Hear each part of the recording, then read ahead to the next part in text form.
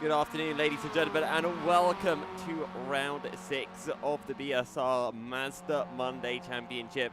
We are in Silverstone, the old legacy circuit for the southern layout, and we're going to be getting things on the way in about 10 minutes or so's time. So I thought, first off, I should have done this last week.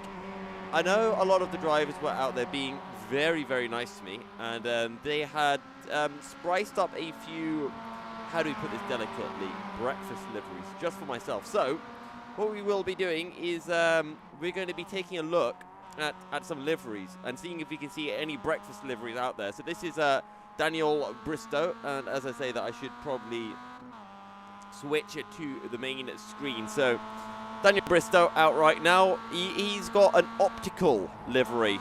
Very nice. Got some nice greenery going around the edges. I do like that. I give that livery that, you know what, that is actually a mighty fine livery right there for Daniel Bristow.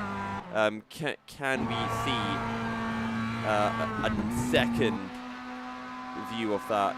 Slightly better. Let's see if we look at the suspension. Not really. So Daniel Bristow there. What about Adam Shepherd? What has Adam Shepherd got going? Shepherd Motors. A bit plain, Adam. I would have expected a little bit more from you. But that being said, it looks nice. So this not quite, you know, the 7, 8 out of 10 of Daniel Bristow. Someone's blown up their engine. I'm going to give this one a 5 out of 10. You know, it's decent. It's nothing special, but it does the job. 5 out of 10 neutral, right? Then we'll go to the man himself, Ben Sharp, who I don't know what's happened there. Ben Sharp it's almost like Ben Sharp was driving behind a lorry with a load of white paint, and then the paint fell out of said lorry. That's what happened to Ben Sharp's car.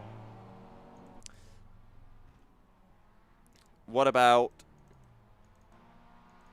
Okay, it's the same for Sam Smith. For some reason, that is just not loading up for me. So we'll go back to them a little bit later. Jez Banks in the 007 car. Fort Yao? What does that say? On the stripes, on the yellow, red, and blue stripes. What does that actually? Oh, 40. Oh, 40. That took me way too long. I'm sorry, Jez. I should have figured that one out a little bit quicker. 40. I'm gonna give this a 4 out of 10. I think I preferred Adam Shepherd's livery. So Jez Banks, he needs to up his livery game right here. What about this? Nathan Davies. Oh, he's got a very nice. I think that's a Ghanaian flag. I like that. I think the green works for Nathan Davies. I'm gonna give him. I'll give him a 5 out of 10. 5 out of 10 for that one. Right, what have we got here? Michael Wortman in the second optical car. I'm not going to lie. Which one do we think's better, guys? The blue optical car or the green optical car? See, I'm a blue guy, right? I like the color blue. It's my favorite color. But I've got to be honest. I think this green livery just absolutely trounces on Michael Wortman's blue. So I'm going to give Michael Wortman a 7. Daniel Bristow can take the old 8 out of 10. Who's that coming into the pits? Rip. Who else have we got? As cutting the corner goes one of the masters, Mikey Key in the Simlab car. We'll give him. I think we can give that a 5 out of 10. Liam Stimpson. He's got nothing going on his car right now. What about Charles Kelly? Okay, we would just look. Charles Kellyman's got the same livery as Adam Shepherd. Okay, in the optical car. What about Chris Knox? Ooh, that looks nice. It's got a weird effect going on there for Chris Knox's Mazda. I'm going to give that a 7 out of 10. I like it. It's messing with my eyes. It's making me think that I'm, like, on something right now. Richard Scott, his one's not working. Diego Gugliari in the Estrella Galicia car. See, if it was blue, it'd remind me of the Estrella Galicia Moto 3 bike a bit. But it's not blue, so it gets docked points as a result. What about Simon Robson? Everyone's in optical cars. I should check. Are Optical a sponsor of British Sim Races? I should probably check that at some point.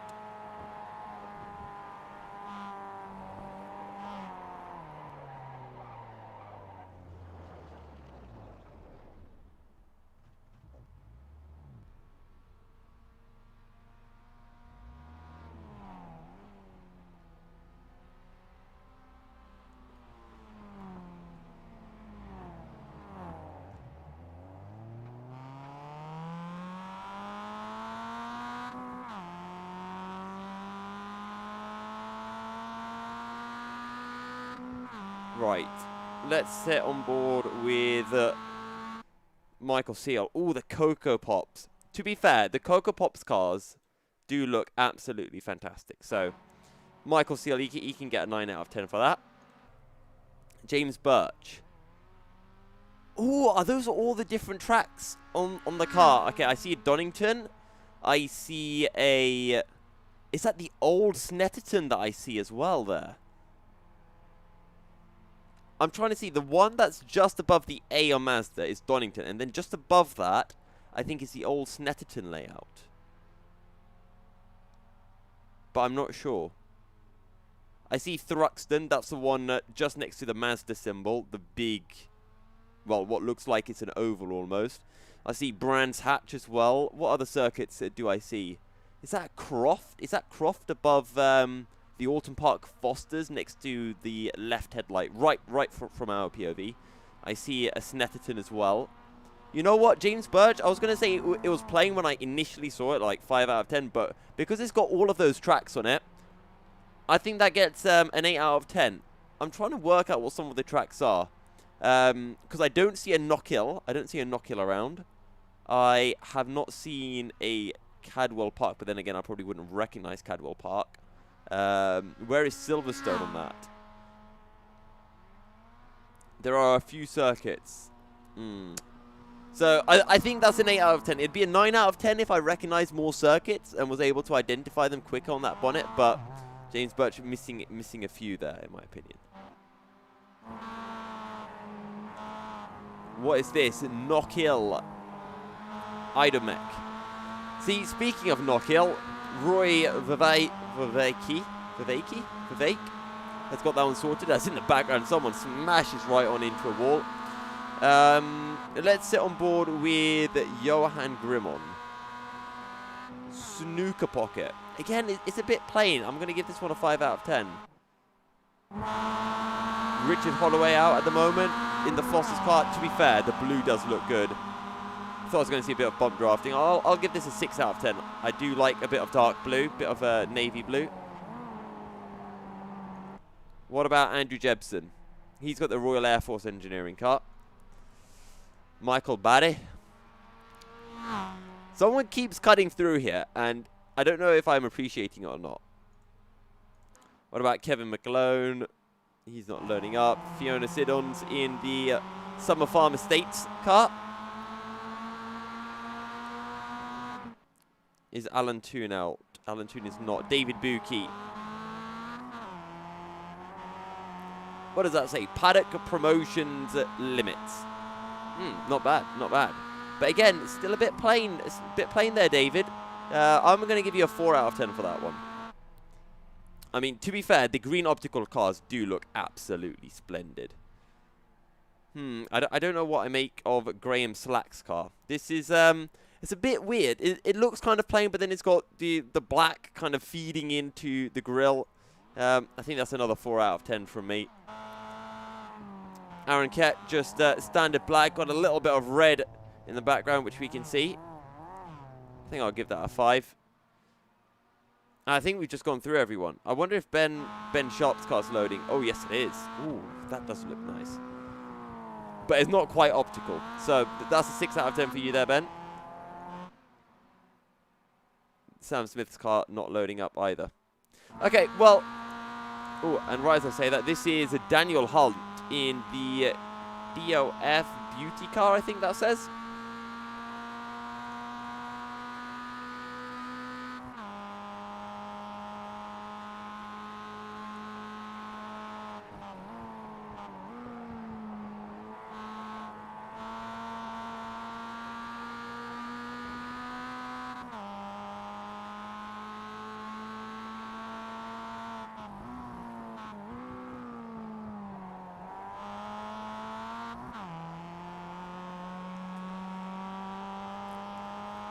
Daniel Bristow, best time is a 1:16.8 right now.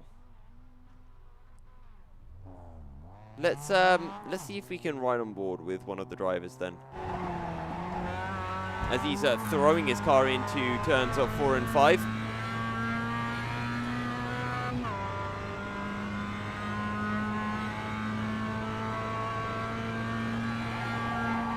Into 6, and it's so easy just to drift out wide.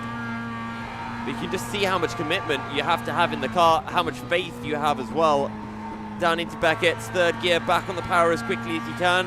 The car will just drift wide out onto Chapel as we're approaching the end of practice, and we'll be jumping into qualifying in not too long.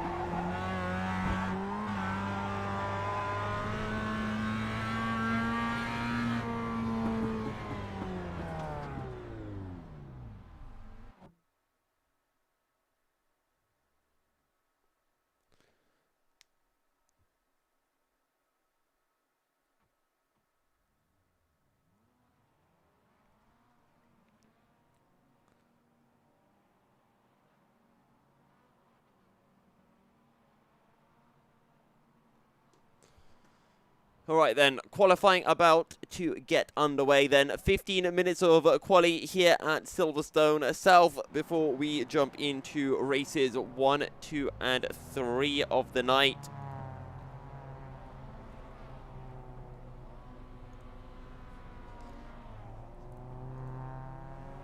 Right then, drivers starting to make their way out then for quali, just over 14 minutes remaining.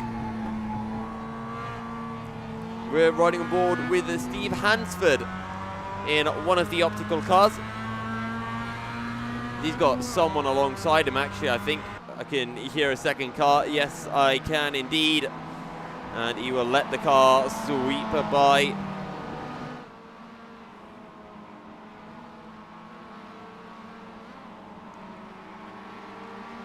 Steve Hansford not too worried about getting around to start his lap as quickly as possible.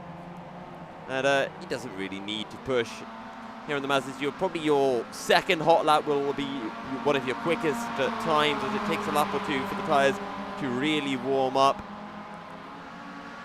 And with a 15-minute session, you can get a good 6 or so laps in, especially here at the Silverstone South layout, where your lap times are probably around about 1 minute 20, I think it is. Ooh, that's a very nice 360 catcher from, that was the number 72 of Steve Hefford in the Momo car. And Steve Hefford getting well out of the way of everyone as someone completely runs wide down into Abbey Corner. Not quite sure who that was. So Charles Kellyman then is your first man as someone loses the back end through Club Corner, as it does so often happen. But I'm still keeping an eye on Charles Kellyman right now, who has just started his flying lap. Made his way through turns 3 and 4. Sorry, 4 and 5. Into the long turn 6, 7 and 8. And now down towards Beckett's corner. For the first time, fully pushing. Whoever's ahead, run a little bit wide, gets into the grass. Won't have the best of exits, and I'm sure Charles Kellyman will be glad to get a little bit of a toe on the straight. And you can see that closing speed coming in. And that can gain you, sometimes even up to 2/10 on a long straight.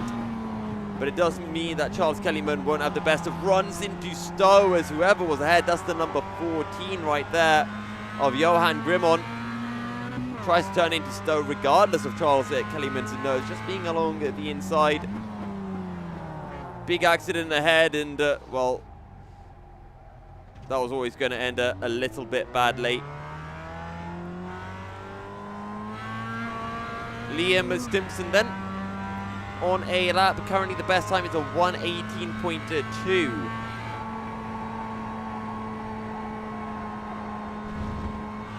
You can really cut so much of that corner without getting an incident point. I wonder if Liam Simpson did get an incident point. Either way, he's going to run completely wide into Beckett, slow down, and let a few of the guys pass. David Buki on a lap. How many cars are there? A lot of cars. I think we're probably at around 40 drivers, give or take. It is a big, big grid, Andrew. David Buki then has gone P6. As actually, I just realised that. I realised I don't have my standings overlay up, so apologies for that one. I shall get it up momentarily.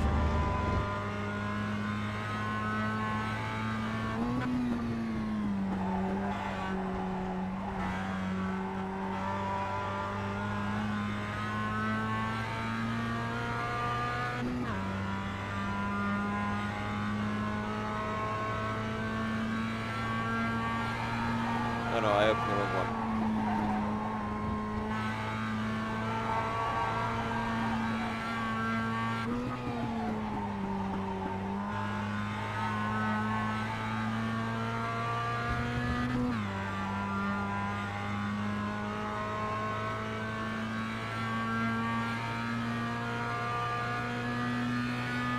Right, I do not know why these standings are not opening.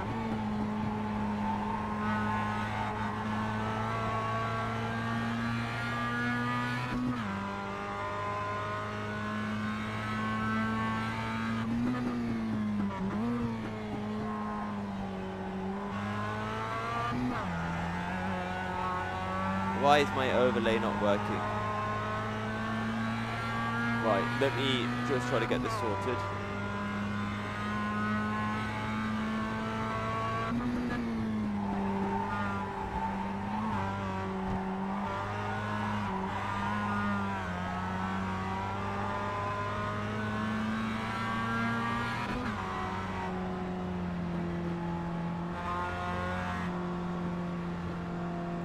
Interesting.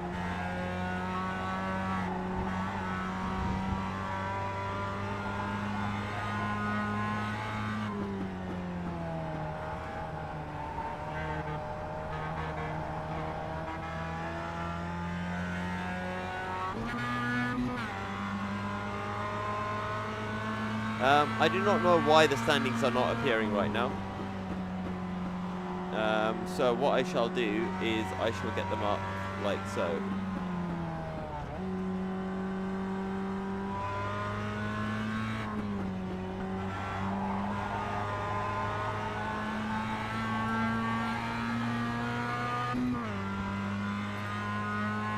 I still need to actually sort out my standings graphic.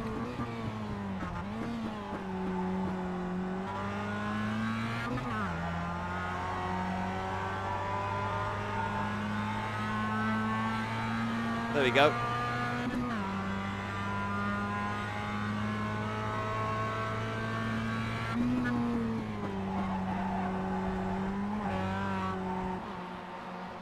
Right. Cool. I've got my standings up and we are good to go. Yes, everything is there.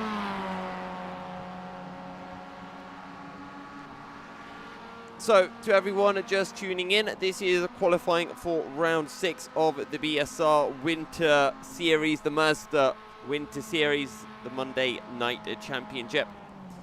And it is Ben Sharp, who's currently qualified on pole with a 1:16.8 as his fastest time, and he has just beaten that with a 1:16.7.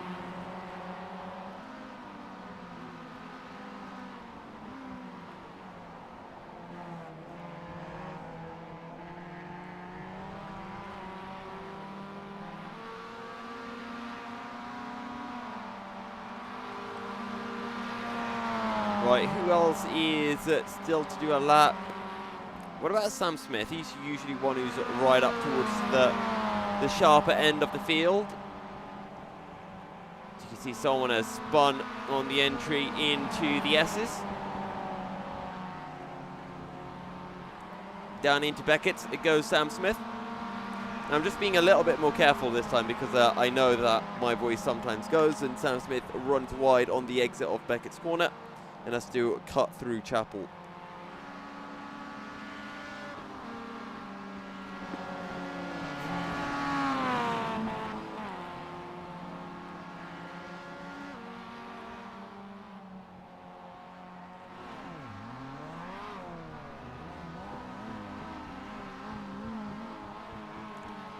So Sam Smith still a little bit further down the order. What about Steve Hansford? He's in that green optical car and he's run wide. I think that is into turns 4 and 5. Has made a mistake. It almost gets rear-ended. But I'm not sure who that is in. I think it was a 30 car.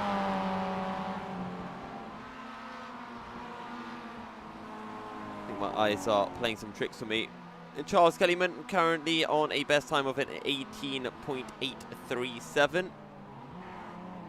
And he decides to turn left in the right-hander and might just pull into the pits at the end of this. Yeah, there you go.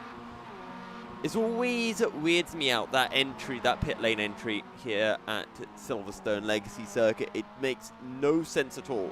To this day, I still do not understand how you pit here. Because I've tried to pit every single time there was a Silverstone South race, I'd do fine.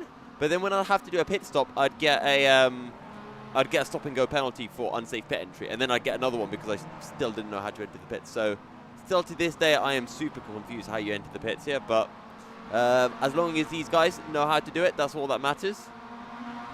Ooh, someone in the background had a massive tank slap on the exit of Stowe.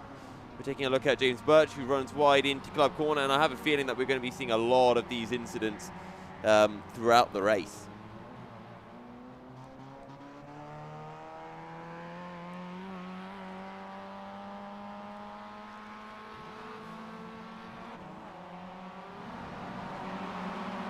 Let's see what Alan Toon is putting out right now.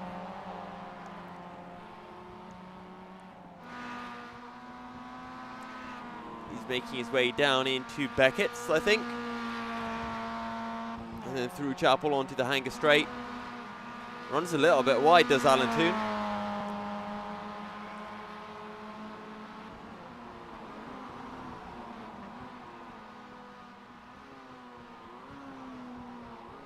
So into Stowe corner for Alan Toon.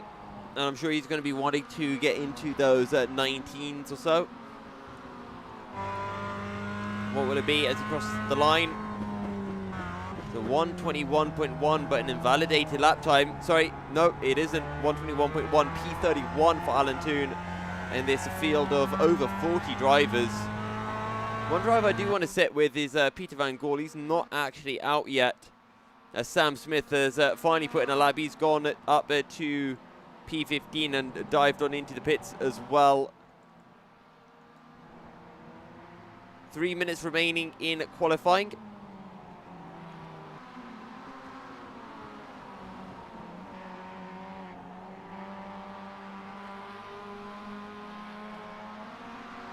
Dave Chapman currently out. What can he pull through? Dave Chapman, one of the highest rated drivers in the field, 4,500. Alongside the likes of Daniel Bristow's over 5,000 rated, and same can be said for Steve Hefford as well. They're going to be hoping to get the better of Ben Sharp tonight.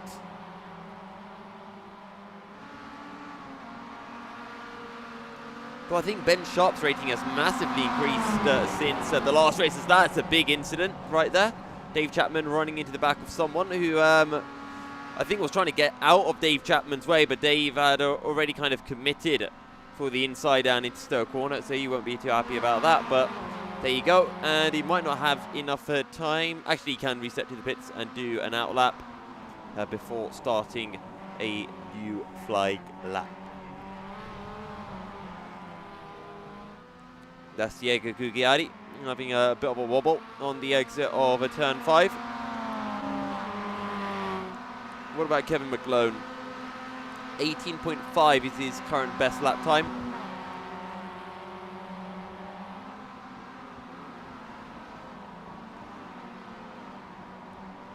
It's actually really close right now from P17, which is Ralph Cullinan on an 18.379, all the way down to P23, Richard Holloway on an 18.5.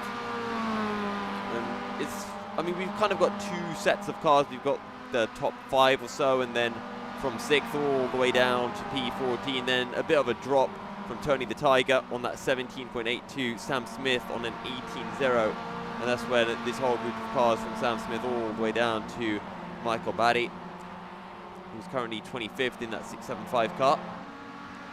How's Fiona Siddons doing? She's down in P29 right now. 19.9 is her best time.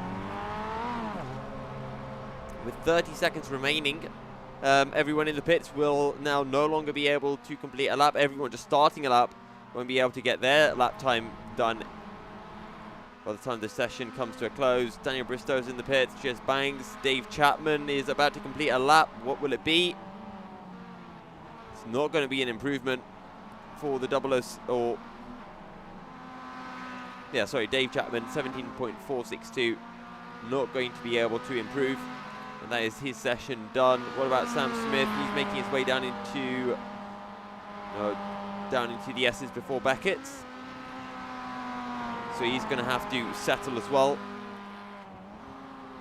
Oh, 1 minute 40 left in the quali. So Sam Smith has an opportunity to improve his lap.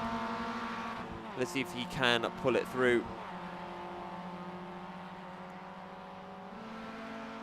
Andrew Jebson is in the pit. Someone doing donuts at the end of the pit lane.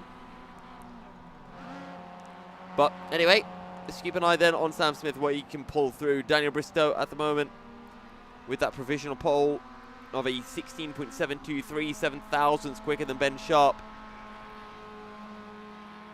Sam Smith across the line, 17.636, and that's enough to jump ahead of Diego Gugliari. So you'll gain 1 extra position, will Sam Smith, but that is all that she wrote. Liam Stimson pulling out. What about Michael Seal? He's in the pits. Chris Slater, now he's come to a stop on the exit of turn 1. Mikey Key, he's just put in an 18.797 to jump up to P24. Charles Kaliman in the pits. Michael Barry has not improved. He's gone a 10th slower.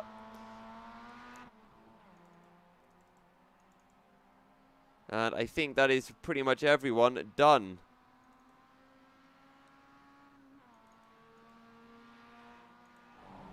Ralph Cullinan is on a lap. He's actually just set a lap of an 18.274, but it was invalidated.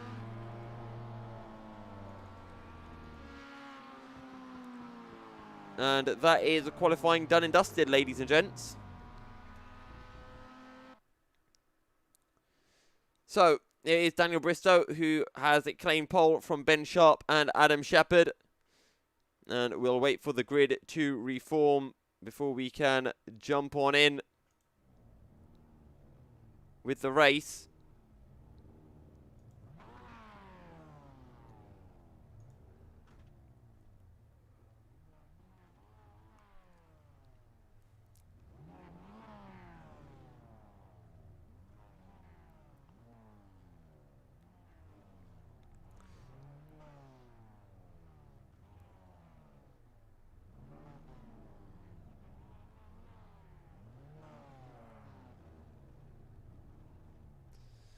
All right then, most of the drivers are lining up on the grid then.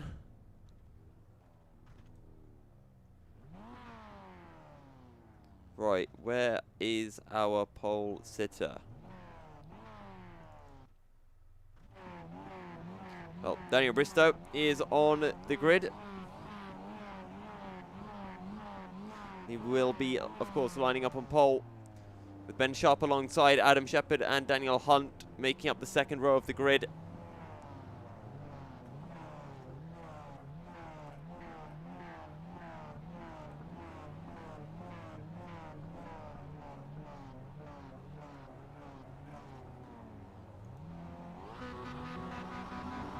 Right, so the revs are rising then here at Silverstone.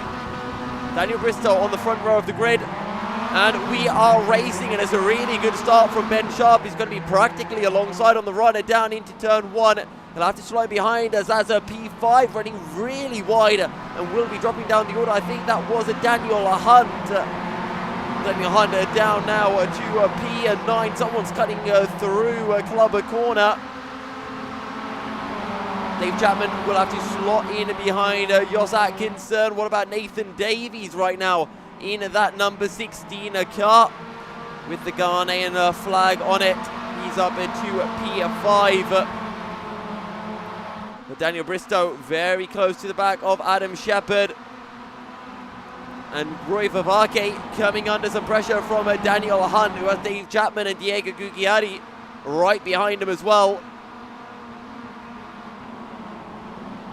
Also, hey Recreate, are you already a Ben Sharp fan? Is that someone running very wide on the exit of Beckett? And Roy Vavake now getting past, I think. Who's he getting past by? Here comes Dave Chapman. And that's Ben Sharp. It's Ben Sharp who's dropped down the order. Ben Sharp was the man who ran wide on the exit of Beckett. And Dave Chapman will not want to let this opportunity go awry. Might have to look down the inside into Abbey. And down the inside he will go. Ben Sharp will try to hold it around the outside. Don't run wide, Ben. It's all too easy to do. Now Dave Chapman's going to have to hold it the long way round, the sweeping right-hander. And he will have to slot in behind this time round. Up ahead, look at this, Daniel Bristow right on the back of Adam Shepherd. Less than a tenth separating the pair of them.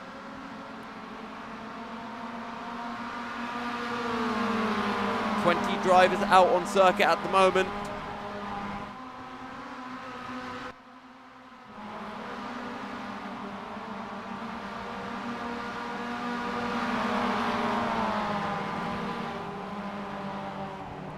And I'm not sure what's happening to my timing screen, but it is going crazy.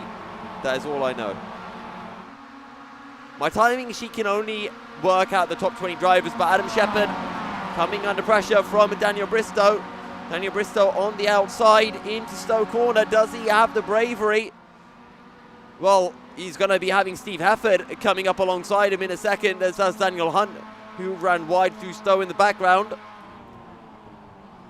Adam Shepherd going defensive down into going down into club corner. And Daniel Bristow has found the exit through turn 3. We're going to slide up the inside now as we make our way into the chicane of 4 and 5. And that's Daniel Bristow up into the lead of the race. This is a three-way group just starting to pull away from Jos Atkinson, who you can see in the background. That 1:14 car, 1.5 seconds down the order, but Adam Shepherd not done yet. So we make our way down into the S's. And Adam Shepherd side by side with Daniel Bristow regains the position. Great driving from Adam Shepherd. And now Steve Hefford might have a little think down the inside of Daniel Bristow, but he thinks a better of it this time round. Ben Sharp with Dave Chapman hot on his heels. They're looking for a way past Daniel Hunt and Jos Atkinson. Everyone pulls over to the left-hand side of the track on the run down towards Stowe Corner.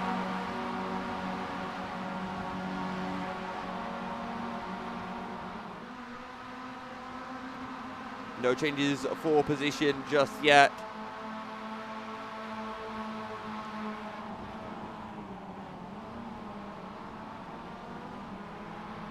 That was fairly late on the brakes from Daniel Hunt. You can see those top 3 not really pulling away now. They've been battling amongst themselves a little bit too much.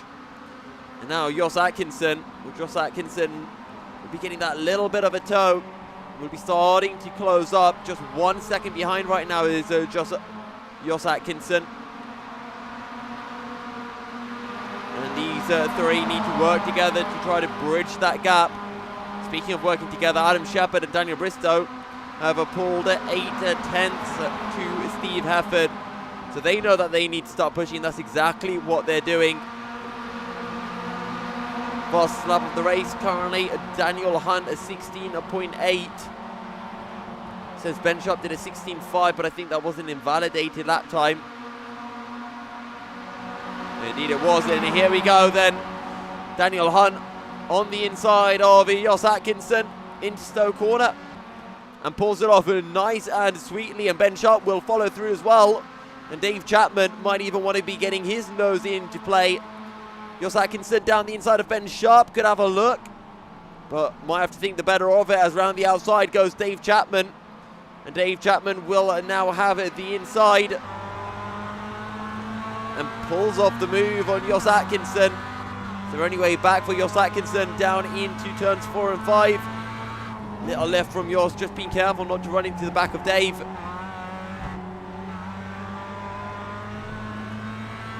And Jos Atkinson loses 3 places in a period of about 10 seconds.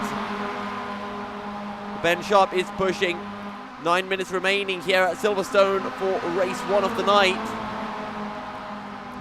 Adam Shepherd leads by 0.3 of a second from Daniel Bristow, who is then 0.7 ahead of Steve Hafford, and then there is a, 0.4 ahead of Steve Hafford, and then there's a 1.8 second gap to this battle here. Daniel Hunt from Ben Sharp, who is tucked right behind the number 7 car of Daniel Hunt.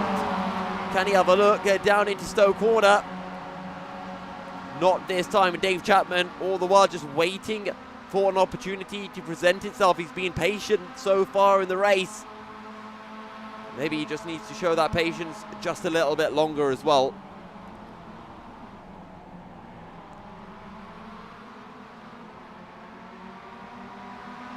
But look at this, Daniel Bristow all over the rear end of Adam Shepherd. Adam Shepherd will go defensive down into turn 4. Round the outside goes Daniel Bristow. Surely not. That could have ended in disaster, but somehow it doesn't. Steve Efford will take full advantage of this and sweep around the outside on the run into the S's. And can he pull off the move as well? I think Steve Efford might just be able to into the double right-hander. Still side by side, Steve Efford pulls off the move and moves up to second, and this does mean that Adam Shepherd has been released and can now try to push it, try to break away from Steve Efford and Daniel Bristow.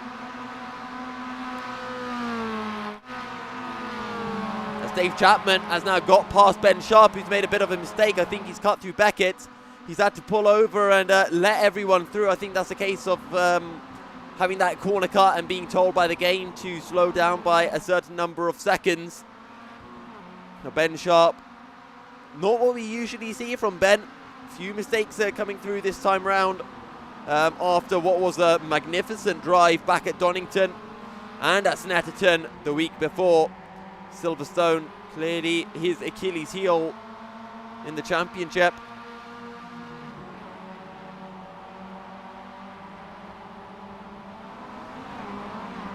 Daniel Bristow hot on the heels of Steve Hafford. Oh, look at this battle. David Buki coming or putting pressure onto Diego Gugliari and Roy Vivek. And he'll have a look down the inside of Diego into the double right-hander. Will there be contact? Diego runs wide, so there won't be any. And David Buki will climb up to P9.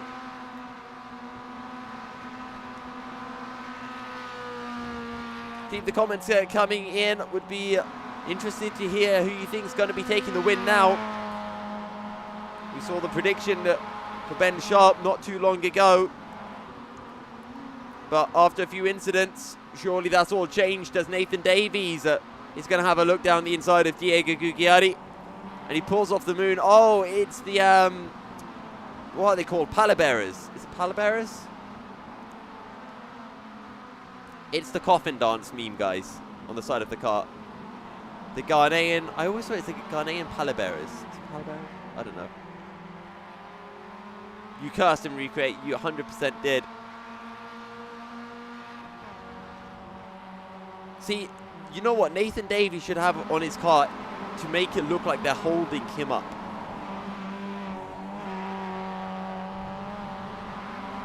I see it says funeral services on the back of the car, as speaking of in the background, Michael Seal has just been overtaken by Ralph Cullinan.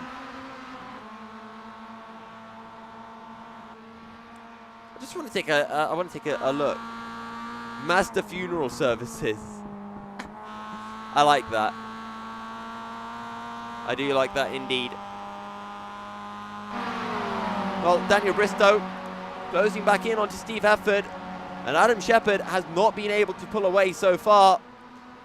And Daniel Bristow might have the chance to secure this one. Ben Sharp 1.5 seconds behind Dave Chapman.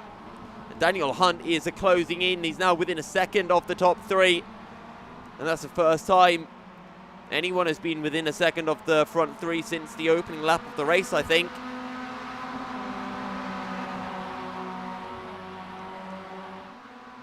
Ben Sharp was in the thick of that battle for the lead before he ran wide through Beckett. Made the same mistake not too long after. Daniel Bristow, I think he might have got an incident point for that one as Steve Hefford taps a little bit of grass on the exit of 5. And that's going to be all the invitation that Daniel Bristow needs into the double right-hander. Just show his nose that little bit. Fling your car through the S's. And Luke, who's right on the back of these two now. Daniel Hunt has hunted them down rather successfully. But as all good hunters must be able to do, can he finish off his prey? There's a car up ahead that will be getting lapped soon. And here comes Daniel Bristow down the inside into Stowe Corner. And Daniel Hunt might just try to follow through. Bit too far back. We ride on board now with the 7 car of Daniel Hunt. Daniel Bristow going defensive down into Club Corner. Steve Hefford switches to the inside. But he's not going to be able to pull that one off. Almost did. It would have been a great move. And Adam Shepherd has well and truly checked out. 3 minutes on the clock. And Adam Shepherd has a 1.6 second gap to this battle here. Daniel Bristow, Steve Hefford, Daniel Hunt and Dave Chapman. Dave Chapman in the Sioki number 19 car. Ben Sharp not too far behind. It's a little bit lonely right now, but seeing the fighting up ahead will definitely be incentivizing him somewhat. Just giving him that bit of extra motivation, that bit of extra speed to close into these guys. It's only, well actually, he's only 4 tenths behind. He's into the train of cars now. Adam Shepherd should have this one in the bag. Put in a 17.1 last time around, which was 6 tenths so quicker than Daniel Bristow. But you can see Daniel Bristow and Steve Hefford, they're that little bit quicker than Daniel Hunt and Dave Chapman. And it's only because they're battling that the others have been able to close up. 1 minute 56 now. Penultimate lap of the race. 2 laps to go. And Daniel Bristow, has he pulled up enough of a gap to Steve Hefford? Adam Shepherd last time around, not a good lap, a 17.5. A 10th quicker than Daniel Bristow though.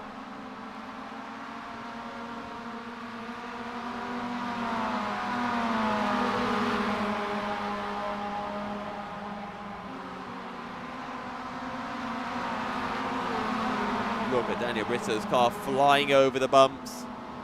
He's 8 tenths behind Adam Shepherd. And I think Daniel Bristow might be looking for a late move for the lead. It could be absolute chaos. Dave Chapman right on the back of Daniel Hunt. That little slipstream that Adam Shepherd has got from the back marker might be something that saves his race. Adam Shepherd up into the lead. Daniel Bristow trying to follow through, but he gets his front nose chopped off by the back marker. He will not be happy about that one bit. Daniel Bristow looking to the outside down into Club Corner. And the back marker has to pretty much park it on the apex to try to get out of everyone's way. The 6-car group. Adam Shepherd from Daniel Bristow. Daniel Bristow half a second quicker on the last lap. And that was despite getting blocked off at Stowe. So Daniel Bristow, I think Daniel Bristow might be able to pull this off. A super late charger from the number 12 car, as that's Dave Chapman running wide. And Ben Sharp will be piling on the pressure now. One more lap might have been enough for Daniel Bristow, but Adam Shepard's going to be having some slipstream again, as that's going to be Daniel Hunt looking for the inside of Steve Efford. Steve Efford slams the door shut into Beckett. Oh, that's contact. And Daniel Hunt's going to have to cut across the grass. And he might have to slow down as well to let the others through. Ben Sharp has just overtaken Dave Chapman as well. So good stuff from Ben Sharp on the last lap of the race to pull it off. Adam Shepard then through Stowe Corner for the final time in race 1. Will claim the win. It's a Daniel Bristow in P2 from Steve Efford. And that's Daniel Hunt running wide. Ben Sharp will not be able to claim the position. Ben Sharp takes P5, Dave Chapman P6, Jos Atkinson P7 from Roy Vivek, Daniel Buki, then Diego Gugliari, Nathan Davies, Diego Gugliari. Where's Chris Slater finished in all of that? I'm not too sure.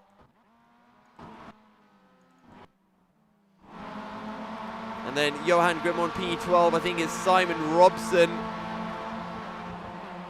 Actually, Simon Robson a fair bit back. Johan Grimmon on the back of Steve Hansford right now.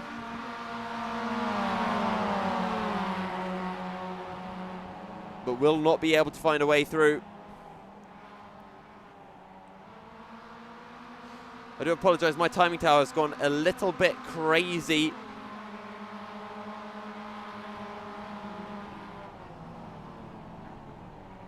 So I'm unable to see exactly where everyone's finished. That's Johan Grimmon having a nice little 180 at the end of his race.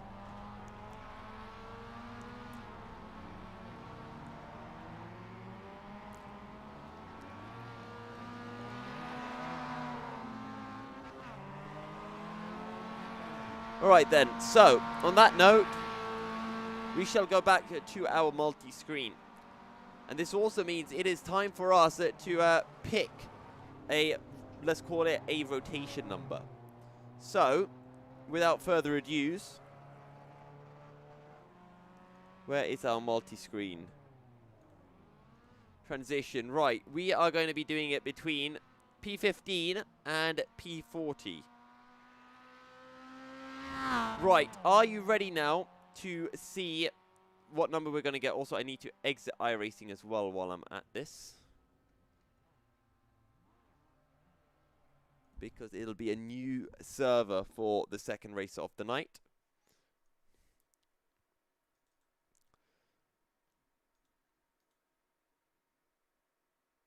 Right, okay, here we go. We're going to spin the wheel, ladies and gents.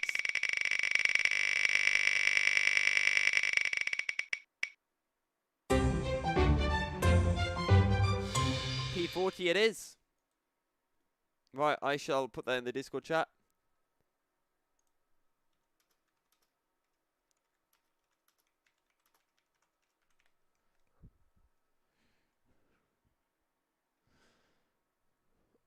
Alright then. Right, so just waiting for the new BSR session to pop up.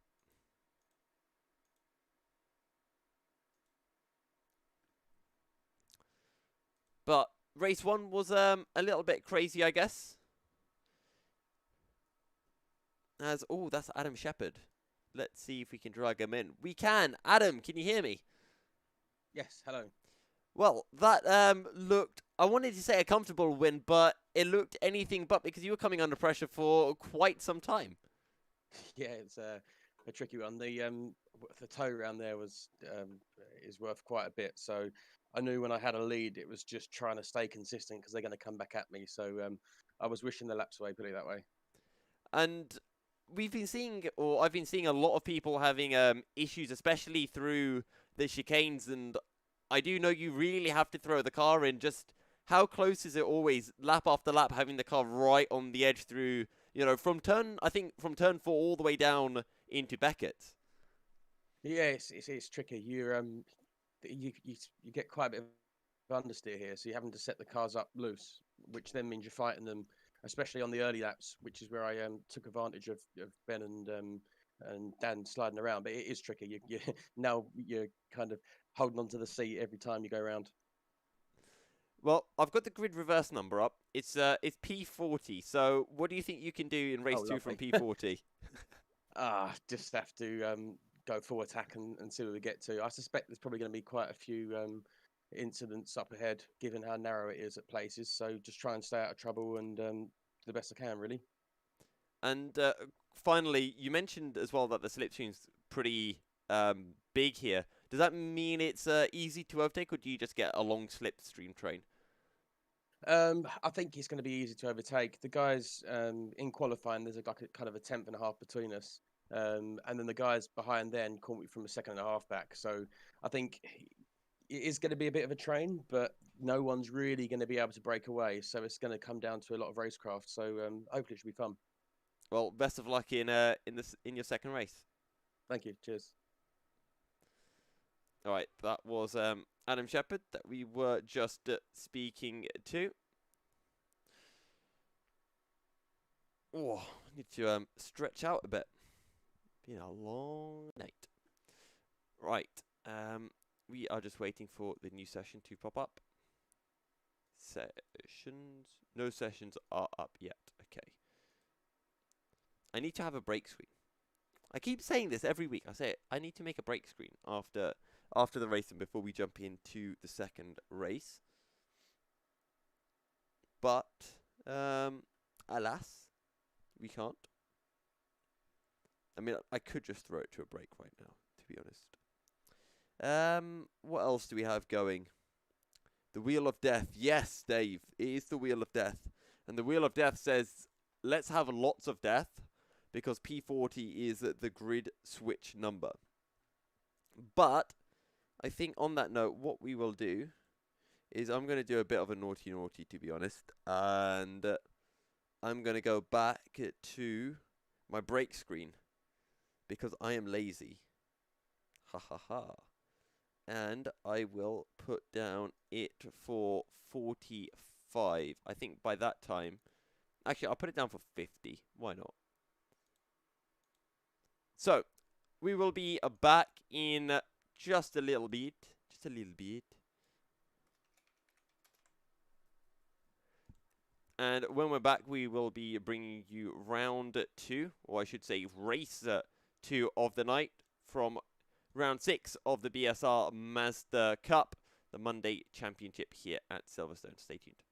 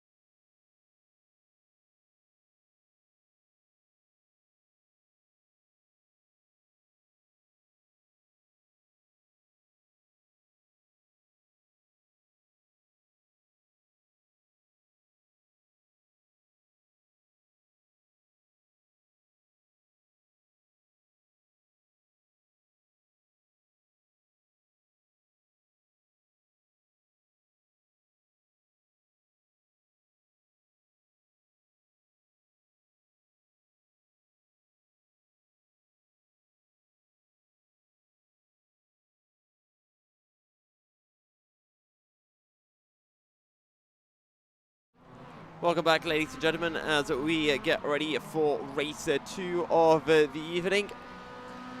15 minutes of warm-up, and we're just waiting for everyone to join in before we start with race proceedings.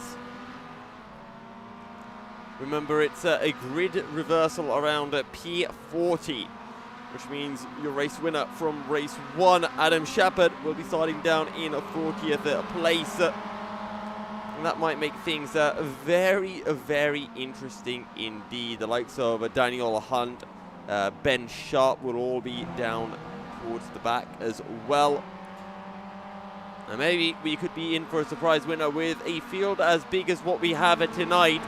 It's going to be, well, difficult to say the least to climb through the field and overtake a good 30 or so drivers. And this could be a big opportunity for some names that don't usually see a lot of action at the front, that don't usually get a lot of airtime, to make a name for themselves.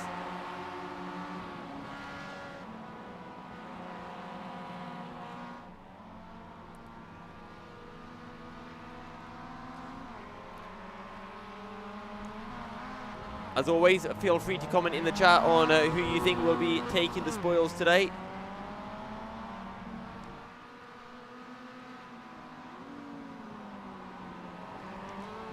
Starting to get some people having completed laps then here in practice.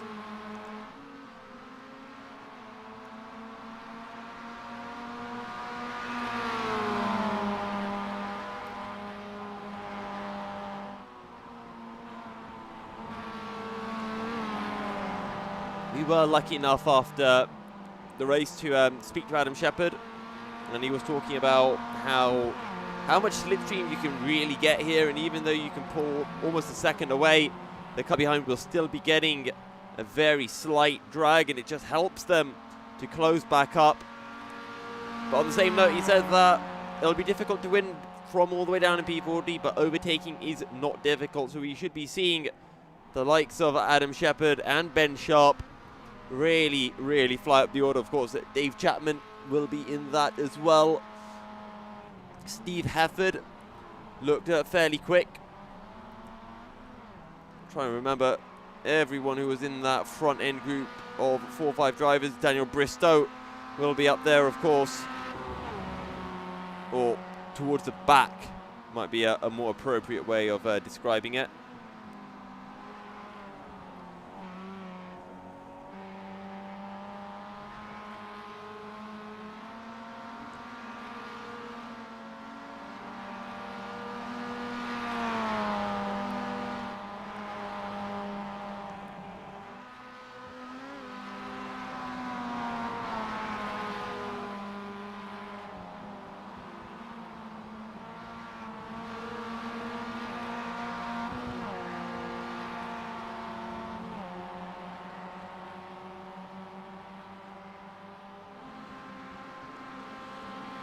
Currently, the fastest time in the session is from this man. Sorry. I'm sorry, pull out this one. Are you in the session? I am in the session, yes. Okay, perfect. Sweet. I was just checking, mate, because it's the first time I've ever hosted one. Okay. No worries. I'll put down next time in the chat that I'm in when I load it. Yes, perfect. Cheers, mate. No worries. Good luck.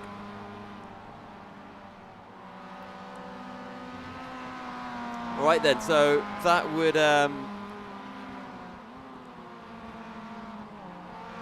mean that we'll be starting the race momentarily.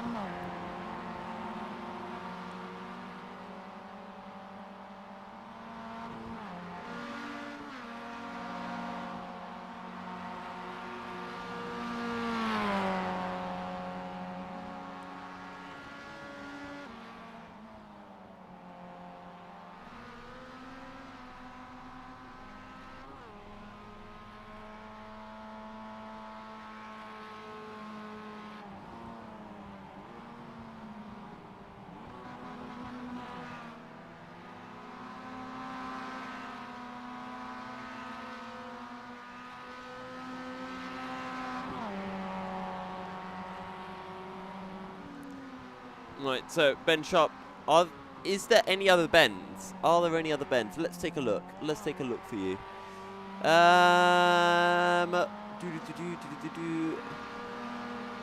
I cannot see any other bends.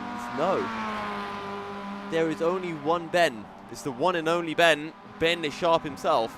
That is it. Got a lot of Daniels, I think, or Dans. Daniel Bristow, Daniel Hunt. I think there was another one as well. Got a couple of Michaels. We've got a couple of Davids. David Buki, Dave Chapman. I know it's not exactly the same, but I count it in that way.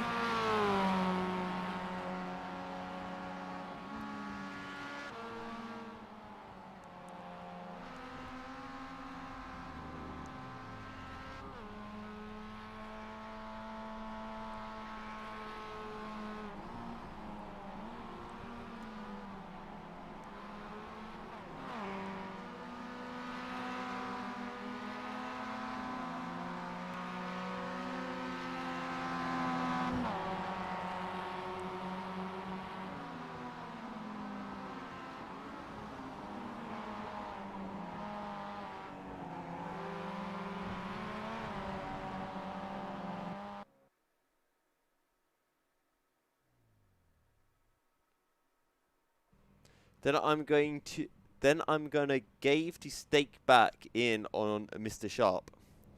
I think Mr. Sharp could pull off a pretty insane drive, but Jez Banks is lining up at the front of the grid, and Jez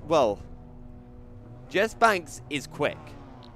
I think this is Jez Banks' race to lose. I'm looking at the top 10. Maybe Chris Slater or Daniel Hunt could challenge him. I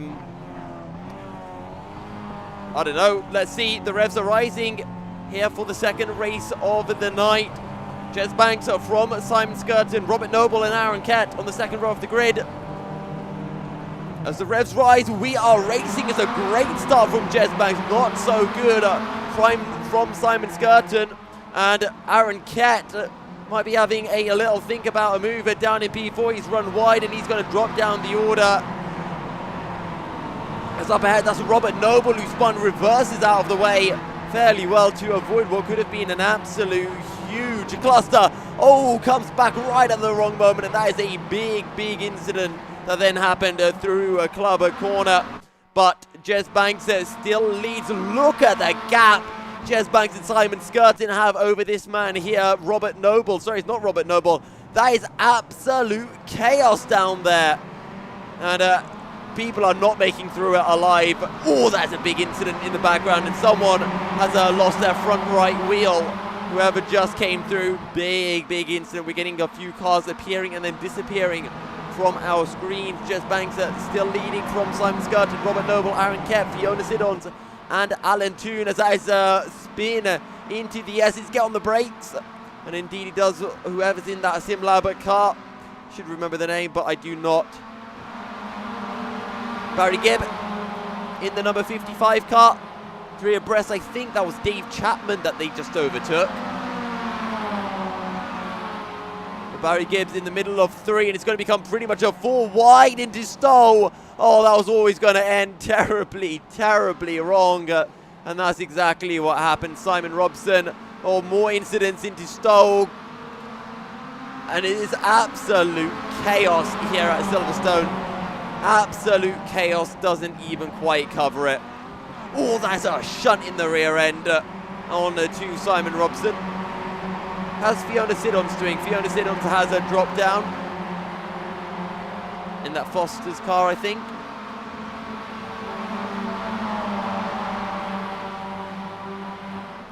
Okay, so Jez Banks leads by a huge margin.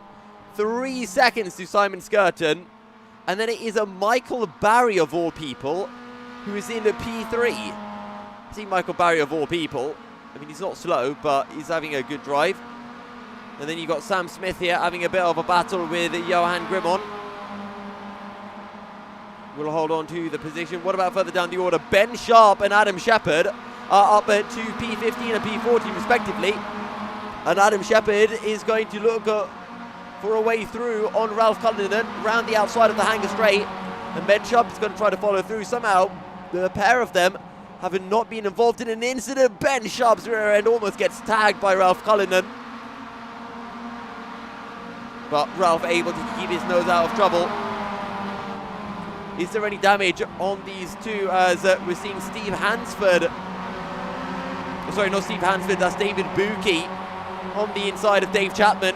Dave Chapman having a good drive up the field, a few places ahead of Adam Shepherd and Ben Sharp. Whether he can win, we do not know. We will have to wait and see.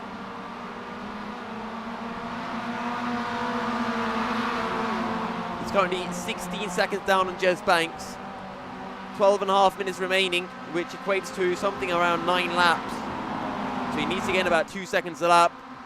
Seeing some smoke coming up as it's Adam Shepherd. He's had a bad run and now he's coming under pressure from Ben Sharp. Steve Hansford, the cork in this bottle. Ben Sharp's got past Adam Shepherd here. Adam Shepherd looking up for the inside of the hangar straight. Steve Hansford in the police car. Not quite the safety car, but it's Ben Sharp and Adam Shepherd neck and neck on the hangar straight down into Stowe Corner. Adam Shepherd with the inside. That could end badly, but Adam Shepherd slots into P13 and back ahead of Ben Sharp. He gets squeezed onto the grass as Ralph Cullinan searches for a way to get into this fight round the outside down into Club Corner. Can he find the grip on the outside? And the answer is maybe, because he's got the inside now for Club Corner. Ben Sharp's already got the move done. And now it's Simon Robson who's on the outside of Ralph Cullinan and has got the move to work as well. Ralph Cullinan's rear is all over the place as Adam Shepherd will go down the inside into turns of 4 and 5, and Adam Shepherd is up into P12.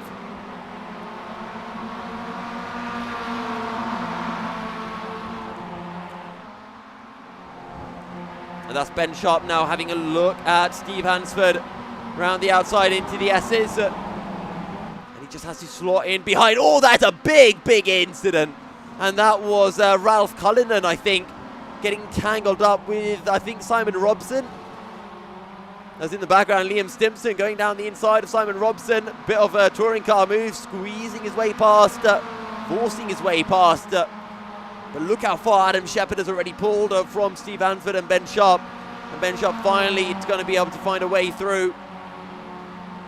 But look at Sam Smith right on the back of James Birch. This is for P2. 6 seconds up the road is Jez Banks. I mentioned how Jez Banks would be able to kind of just drive away with this race. That's exactly what he's doing.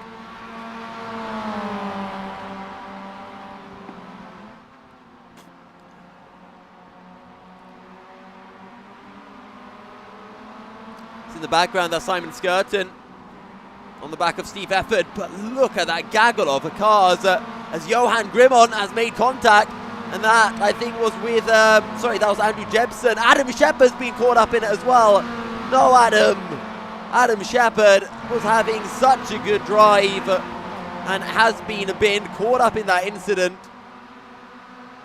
And he's going to drop all the way down now to P19, make that P20. As Michael Waltman was that Josh Atkinson passes him. Adam Shepherd has all of that work to do all over again. David Buki in this three-way battle for P4. Simon Skirton and Michael Barry in this as well. David Buki down the inside of the pair of them. And Michael Barry will follow through on Simon Skirton.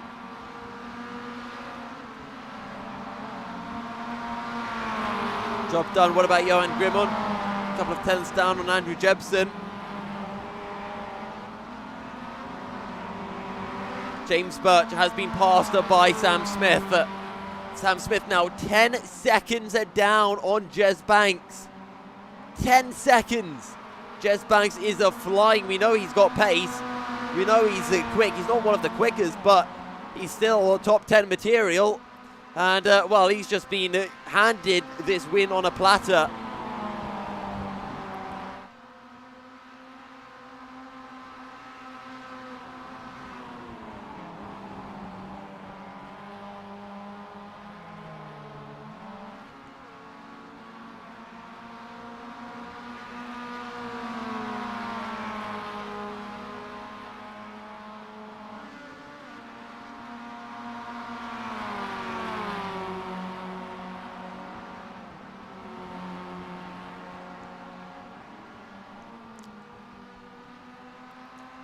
Andrew Jebsen on the back of Simon Skirton. Will he look for a late move down into Stowe?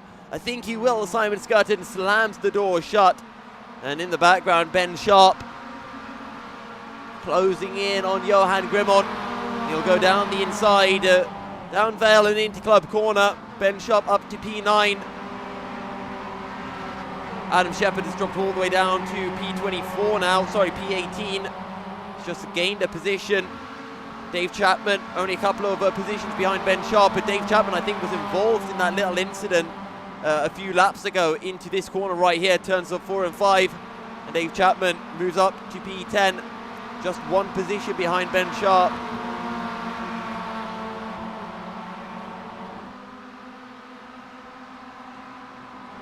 And that's Ben Sharp going down the inside of Simon Skirton. Sorry, inside of Andrew Jebsen. That's one done. Next up is Simon Skirton in that orange and blue Mazda. And look how much Ben Sharp has closed up through Beckett's alone. Pulls out wide on the exit of Chapel. Ben Sharp will be up to P7. Dave Chapman will find a way through on Andrew Jebsen down the inside into Stowe, or at least that is the plan. If he can get alongside, he is alongside, under braking. Job done for Dave Chapman. He's just trying to tag along with Ben Sharp here.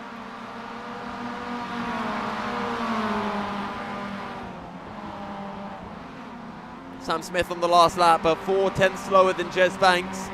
He's not going to be closing in. Ben Sharp, the fastest man of all of the top 10 on the last lap, 17.6.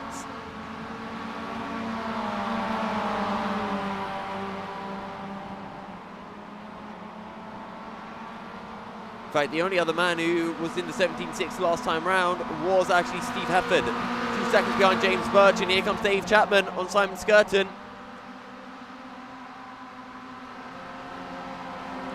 Into the double right-hander, and Dave Chapman's got the job done.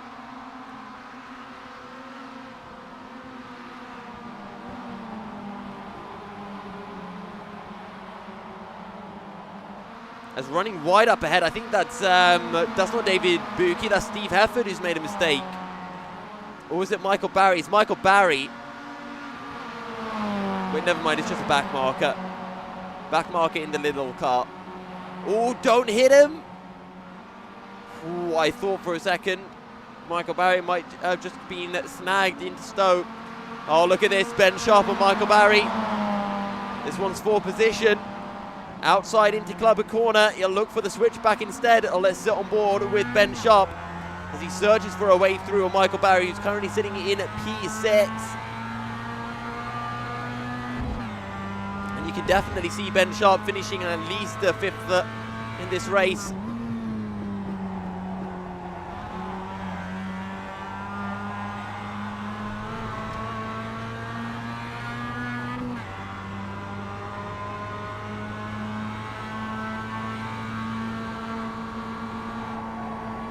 Sharp just slotting in behind Michael Barry.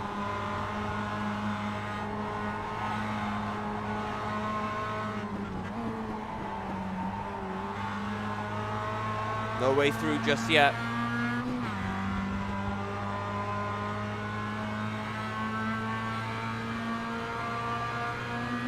Steve Hefford within a couple of tenths now of James Bertram for 3rd. 3.5 minutes remaining in the race.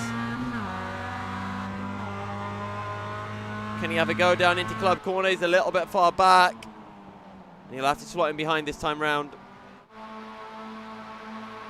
And never mind, Michael Barry's been passed by Ben Sharp. Dave Chapman looking for a late lunge. But he's able just to keep his nose out of it. That one could have ended badly. How's James Birch doing? James Birch has been passed by Steve Hefford. Every time we look away, we miss a battle.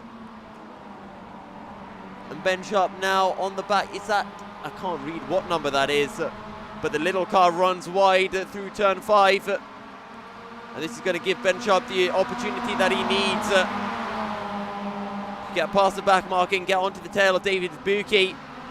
The back marker cuts completely through the corner. That could be an incident, and indeed it is. Oh no, dearie me. And David Buki will run wide. Nothing really David Buki could do about that one.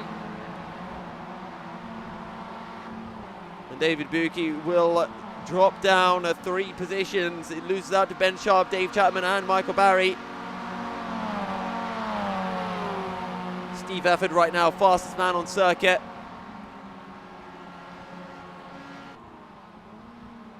And he is within a second of Sam Smith. The last time round, he went 0.8 quicker than Sam Smith. He went 2 seconds quicker than Jez Banks. Just putting in 19.6. 2 minutes remaining here. And I think this might be the penultimate lap of the race. Actually, I think there's 3 more laps, including this one, because Jez Banks is just so far ahead right now.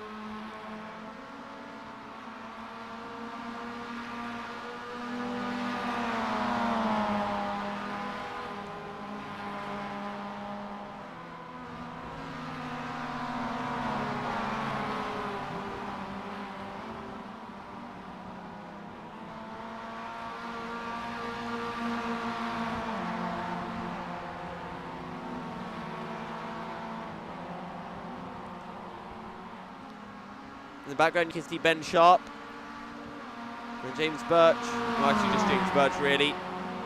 And Steve Hefford. Here we go then to start the penultimate lap of race 2 of the night. Tell you what, Dave Chapman's right on the back of Ben Sharp here. Ben Sharp might just about lose his 5th place spot.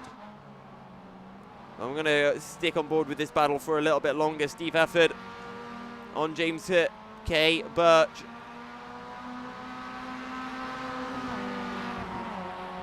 So we run on board now with Steve Hefford into 4 and 5. Oh, bit of contact. Steve Hefford, go on, let James back through. Good stuff, Steve. He knew that one was a little bit dirty. He backs out. And I'm sure James will appreciate that one. Sorry, Sam Smith, pardon me. It's James Birch who is just behind now by half a second.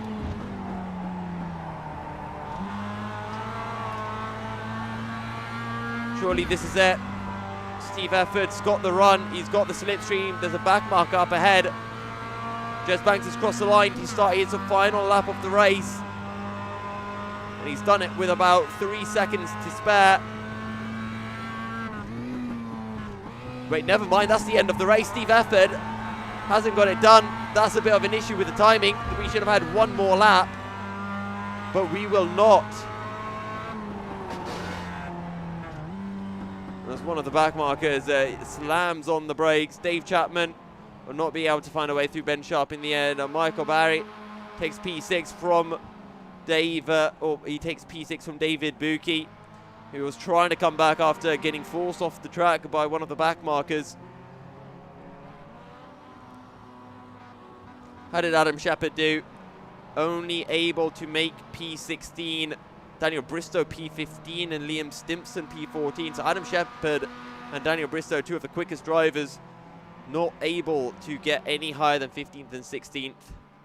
So the top 37 is where we're going to be doing our rotation around. So with that said, let's bring up the Wheel of Doom. There we go. It's our Wheel of Doom, ladies and gents. 37. Let's spin the wheel, guys. Oh, that's a big accident happening in the corner of my screen. Right, here we go.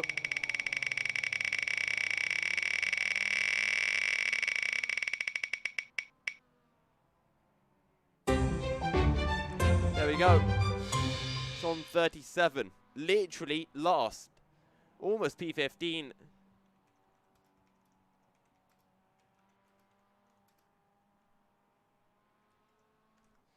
We always get high numbers. Actually, that being said, in Snetterton, no, not Snetterton, in Donington, we didn't have 2 high numbers. But yeah, there we go. Grid reverse on P37. I think, on that note, we will be heading back into a break. Let me ready all of that up. And then when we're back, we will be back for the third and final race of the night here from Silverstone Legacy South.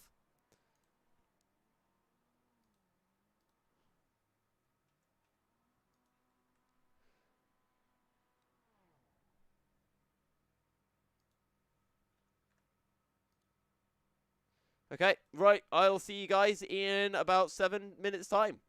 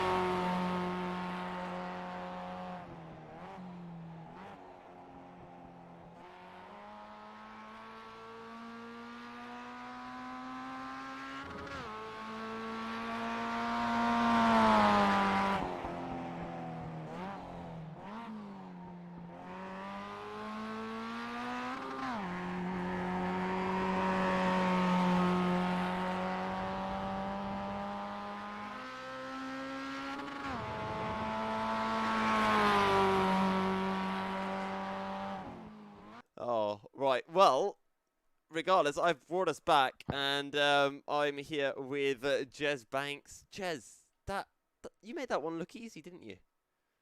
Yeah, well, it was quite easy, to be fair. All the carnage happened behind me, which is how I like it. Did you Prefer have carnage that isn't in front of me.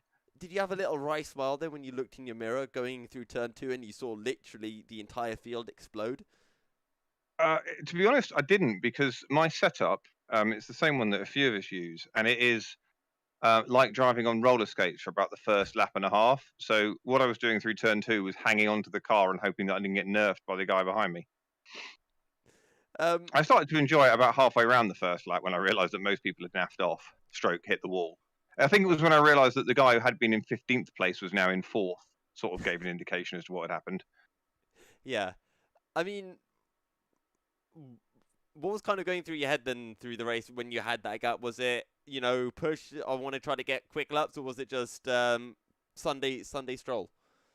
It was kind of trying to drive neatly and tidily. I wanted to try, as long as I was constantly building gap on I was building gap on the guys behind until I think it was Sam Smith got into second, and then he's quite quick anyway. So it was just as long as I could keep him kind of 10 seconds back. I picked up a slowdown, I don't know, 1 or 2 laps from the end, which released wherever his name was, who was behind me, the car I lapped. But he let me back through. He drove very well actually. I think he just decided to sit on my tail and use my draft, which is fair enough. Makes sense. Did he get a little bit of bump drafting going, or did he stay well away from your rear end? Oh no, he was never more than about 0.4, 0.5 seconds behind. So it was all quite safe. He was quite sensible. But yeah, I just enjoyed that. That was quite nice just to drive the track and not be too pressured by anyone.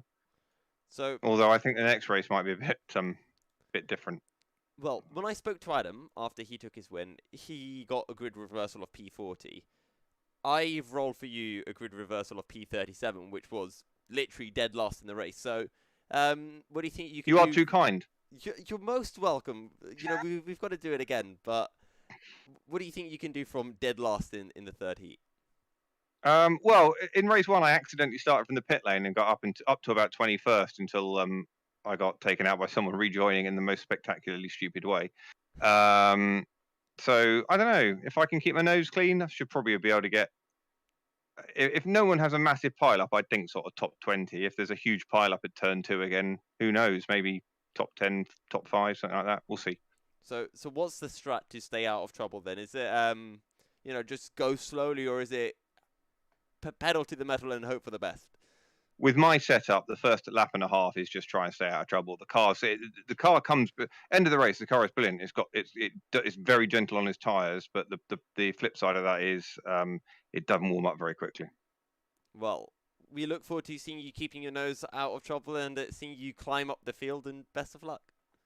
Cheers. Thanks very much. Do you want me? Okay. Never mind. Jez Banks has managed to go back. He was in VR mode before, so I was just wondering if he'd need a hand to get dragged back into his voice call. Where is Mr. Jez Banks? He's in the 40-40 call at the moment. And with that said, we will be jumping into practice momentarily. So I'm going to throw us back to our very nice break screen, and we will be back for the third and final race of the night momentarily.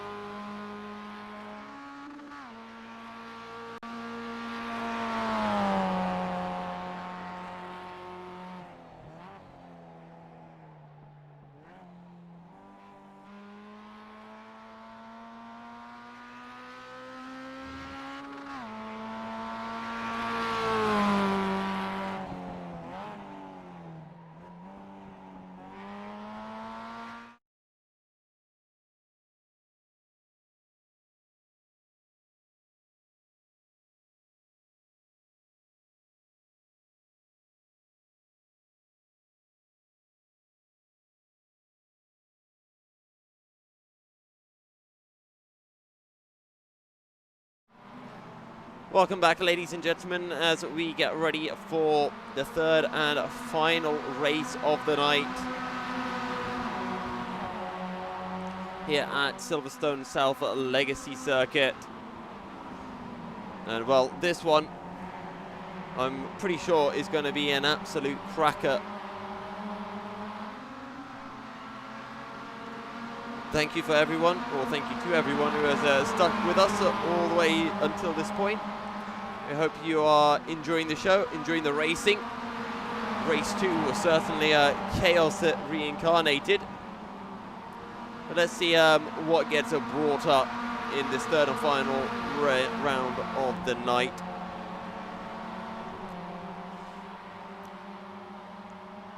We got to speak to Jezza Banks, your race winner from Racer 2, who will be starting at the back of the grid. Let's see what he can pull out. But surely the man to watch out for, the man who's probably the most likely to be picking up the win tonight, is going to be Adam Shepard. Because Adam won race 1 in Racer 2, starting all the way down from P40. He had climbed up to almost P10 before being involved in an unfortunate incident which dropped him down to P18. And it was Ben Sharp who ended up getting, I think, a P6 or something. So Adam Shepard will be starting this final race from about P10. And with Ben Sharp a further 10 places down or so, he should be able to seal a victory if he can keep himself out of trouble on that opening lap. But keeping yourself out of trouble is easier said than done in the Masters. It's probably worth keeping an eye out for Edward Raprager. Edward, usually a staple of the league. We haven't seen him in rounds 1 and 2 of the night, unless my eyes have been deceiving me. So we'll see what Edward can pull out. I think he'll be starting actually from dead last behind pardon me, not from Adam Chapman, from Jez Banks. Daniel Bristow will also be starting nearby Ben Sharp, and we know how quick Daniel Bristow is, about the same pace as Ben Sharp over the course of the night. So he's going to be up there in the sharp end, I'm sure, and looking to climb up the order fairly lickety-split.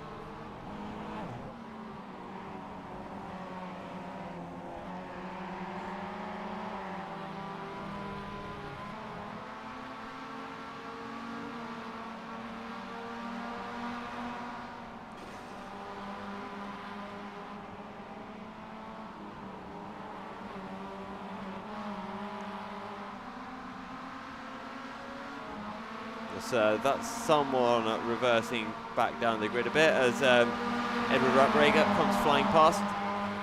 It's always hard in the night to kind of tell who's who, especially for me as I'm still getting used to everyone. As that's, I think that was, yeah, that's Dave Chapman who spun it around. Who's at the top end?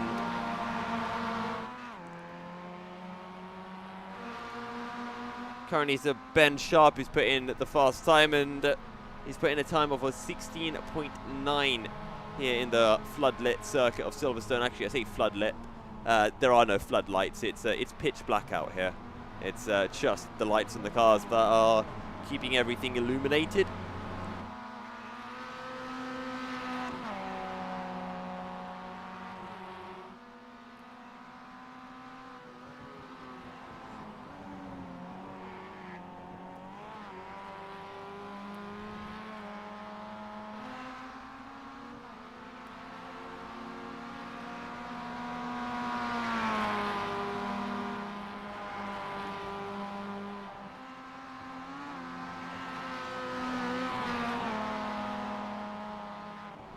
Right, so we just wait for qualifying it, or well, I say qualifying, for the warm-up session to end. And then we can begin.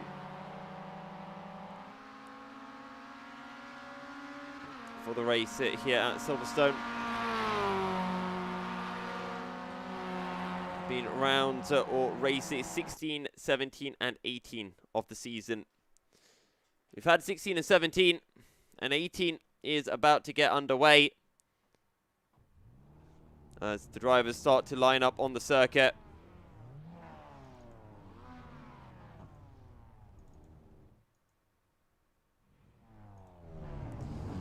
It is Roy Vivek who lines up on the front row of the grid with Diego Gugliari alongside Diego. A quick drive for Alan Toon, Mikey Key on the second row of the grid from Robert Noble and Graham Slack. Ralph Cullinan, P7, ahead of Charles Kellyman in PA. Charles going to be one driver to watch out for. Barry Gibbs, Steve Ansford on the 5th row, Michael Walkman, Jamie Gulliford on the 6th, Adam Shepherd, Daniel Bristow.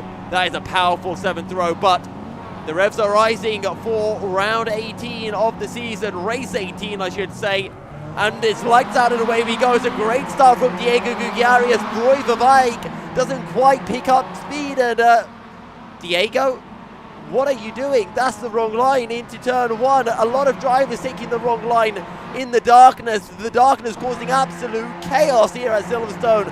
Adam Shepherd has kept it clean, he stayed out of trouble thankfully, as someone has a massive spin behind Daniel Bristow. Where's Daniel? Daniel's a little bit further down the order, he's down in P26 right now, so he's not had a good start. But that was absolutely crazy. A lot of drivers in the pits, and now Diego Gugliari coming under pressure. I think that is Alan Toon behind him. No, it is not, as my timing sheet's just trying to update Ralph Cullinan. That is on the rear end of Diego Gugliari as we make our way into the S's here at Silverstone South. And Adam Shepherd is already up to P3 down the inside. And Adam Shepherd from what, P18 on the grid is already up into P2. And the first lap has not even ended.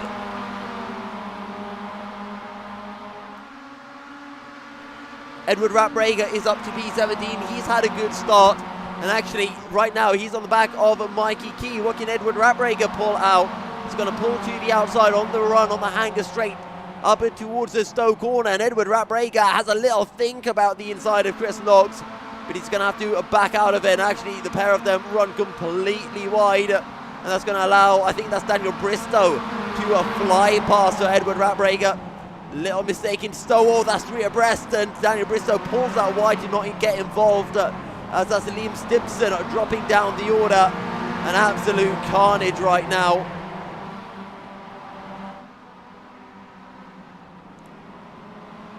Adam Shepherd has already got past Diego Gugliari in just over a lap. He's gone from almost 20th position up into the lead of the race. Diego Gugliari not going to let this one go without a fight, trying to find a way back through. But Adam Shepherd, I'm sure, will just be running away with this one from here on in.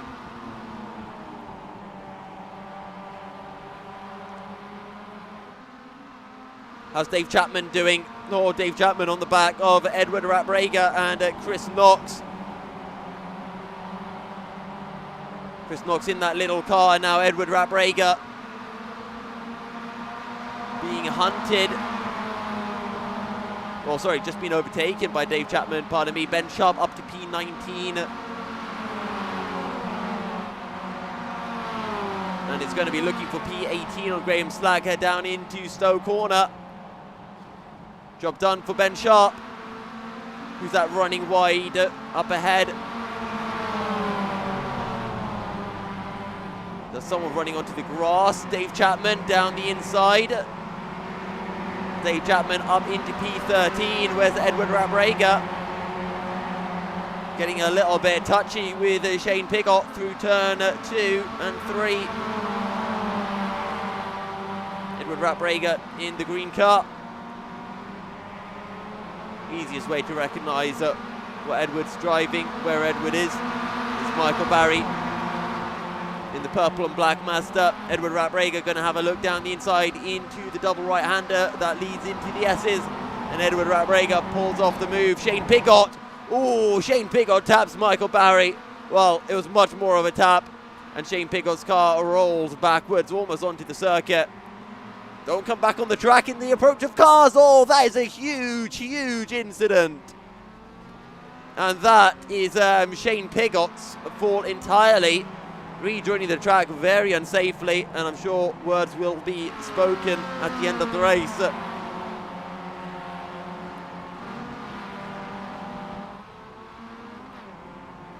But for now, Adam Shepherd leads for Michael Walkman and Ralph Cullinan. Barry Gibb in P4, Diego Gugliari having dropped all the way down to P5. Remember, he was leading the race literally off the start line. He absolutely nailed the start and found himself leading, and now he's all the way down in P5. What about Edward Raprega? He's side by side right now with Will Currington. Edward Raprega down the inside. Surely he pulls this one off. Yes, he does. And the two side by side. Edward Raprega makes contact with one, slots in behind the other. That's Alan Toon ahead in the SimLab car. And now this is allowing Sam Smith and Ben Sharp to really close in as well. Let's ride on board with Ben Sharp himself.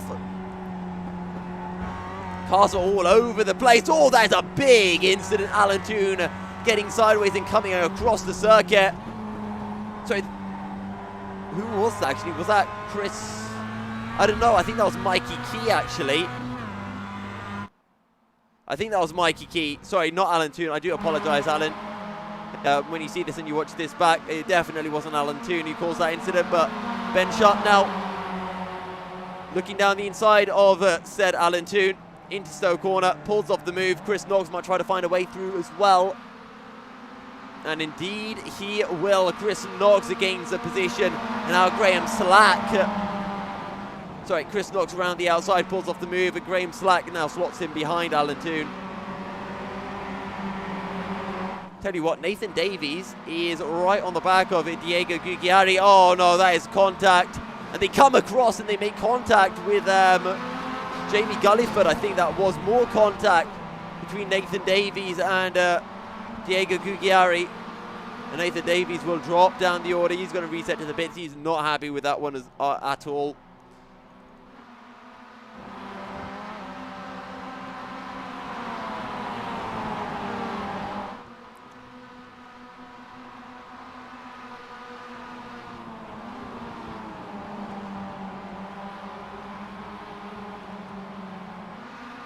Sam Smith coming under pressure right now from Ben Sharp is in the background. Chris Knox cuts through Chapel.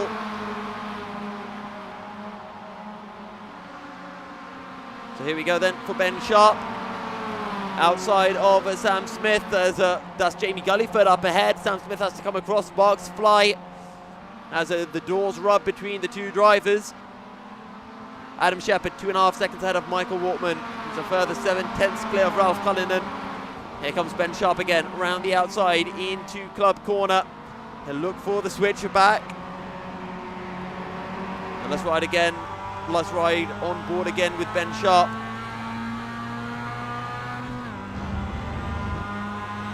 Sam Smith, will he go defensive? No, he won't. Ben Sharp just slots in behind, and Ben Sharp never goes for anything too aggressive, it seems.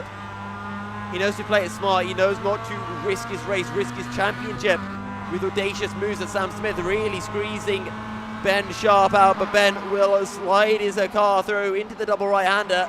The outside always a tricky place to be here. Will there be contact? They give each other just enough room. Fair racing between the pair of them. Ben Sharp outside into Beckett's. Sam Smith down the inside reclaims the position, but Ben Sharp surely will be having the exit speed in his favour. Ben Sharp looks to the inside of the hanger straight.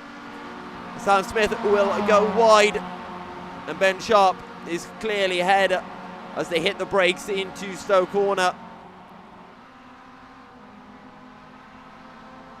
And what's actually happened to Michael Wortman here?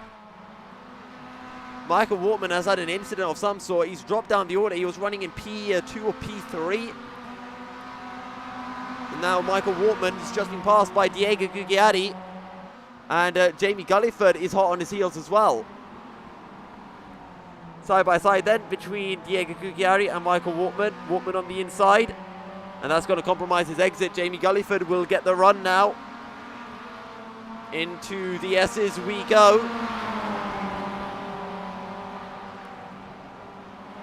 Jamie Gulliford did not quite have the run he needed.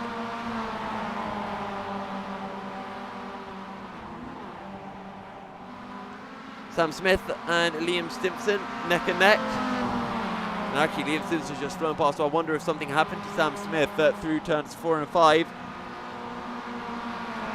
Steve Hefford on the back of Chris Knox. This is for P10. They'll find a spot in the top 10. And Steve Hefford will look down the inside of Chris Knox's Little Mazda. Ha! Little Mazda. I even surprise myself sometimes.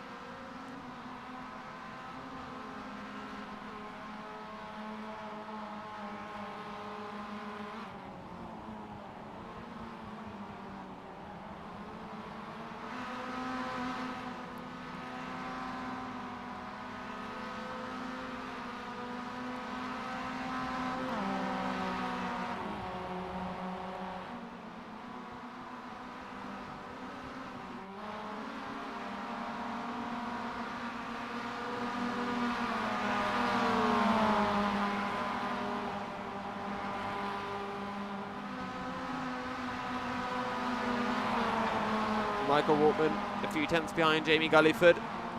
Last time round, Michael Waltman 5 seconds slower than Diego. Remember, he dropped down the order. He was running in P2, P3.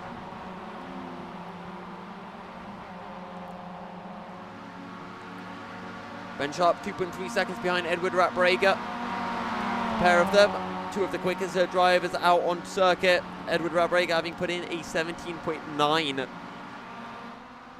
Which is 4 tenths quicker than your race leader, Adam Shepherd, who's pretty much done the same identical time to Ben Sharp.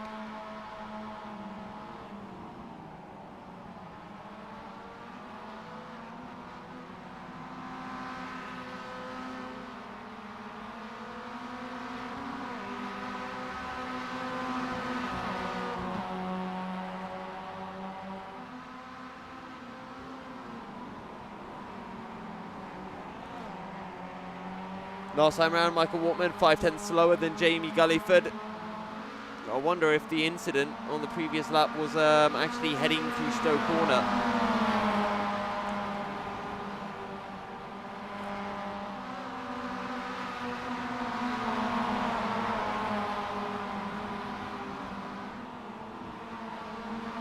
Still Adam Shepherd leading, 8.3 seconds ahead of Ralph Cullinan. And it is Barry Gibb who is right on his tail. This is a battle for P2. Only 3 seconds ahead of Chris Slater.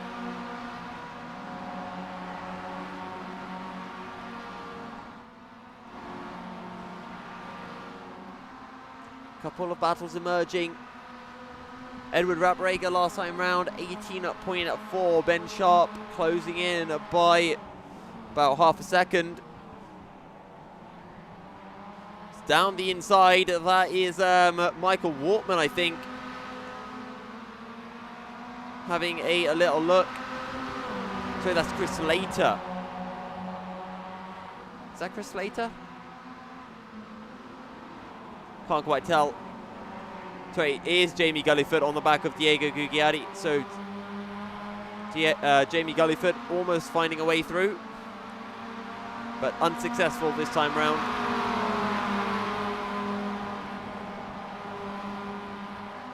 3 minutes remaining here at Silverstone.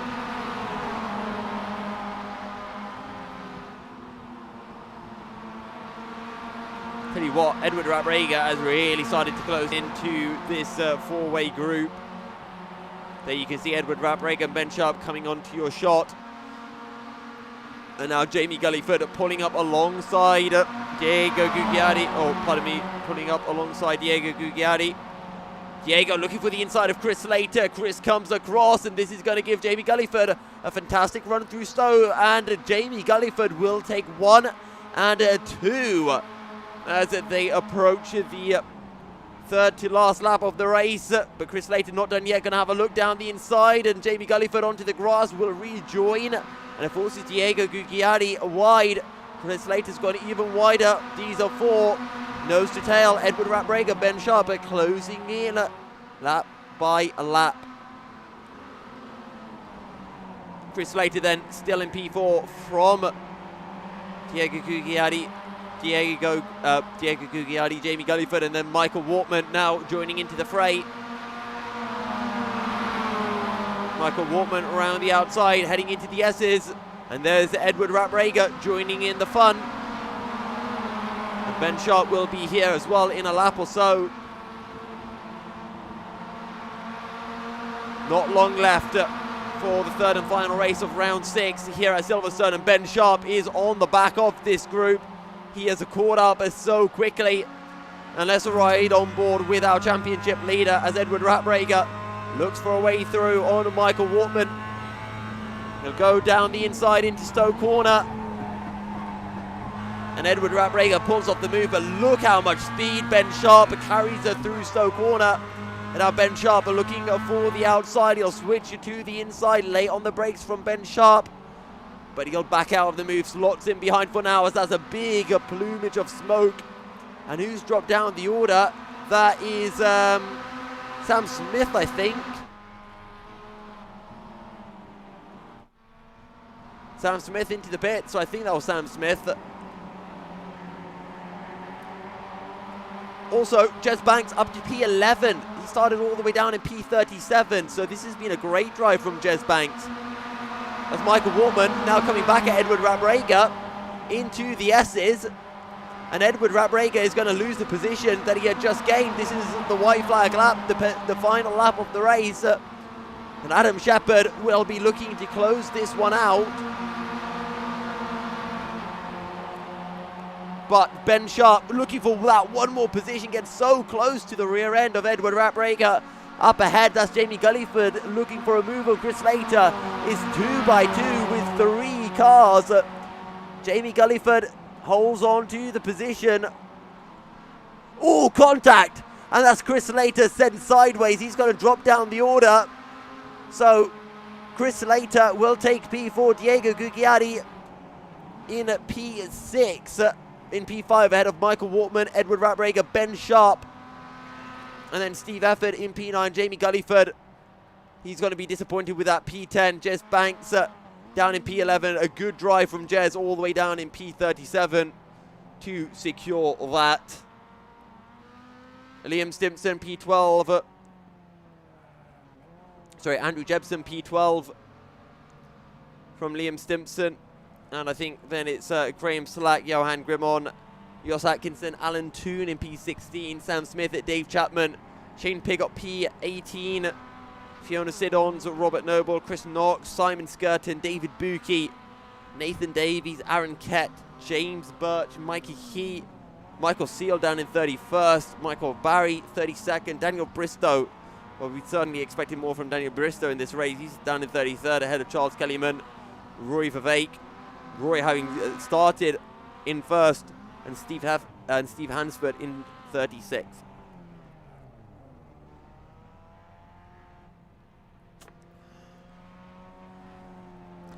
But there we go.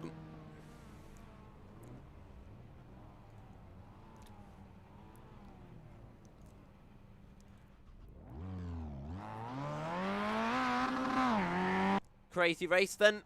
And I think that's kind of what we expected coming into things here at Silverstone. Next round will be at Long Beach in a week's time.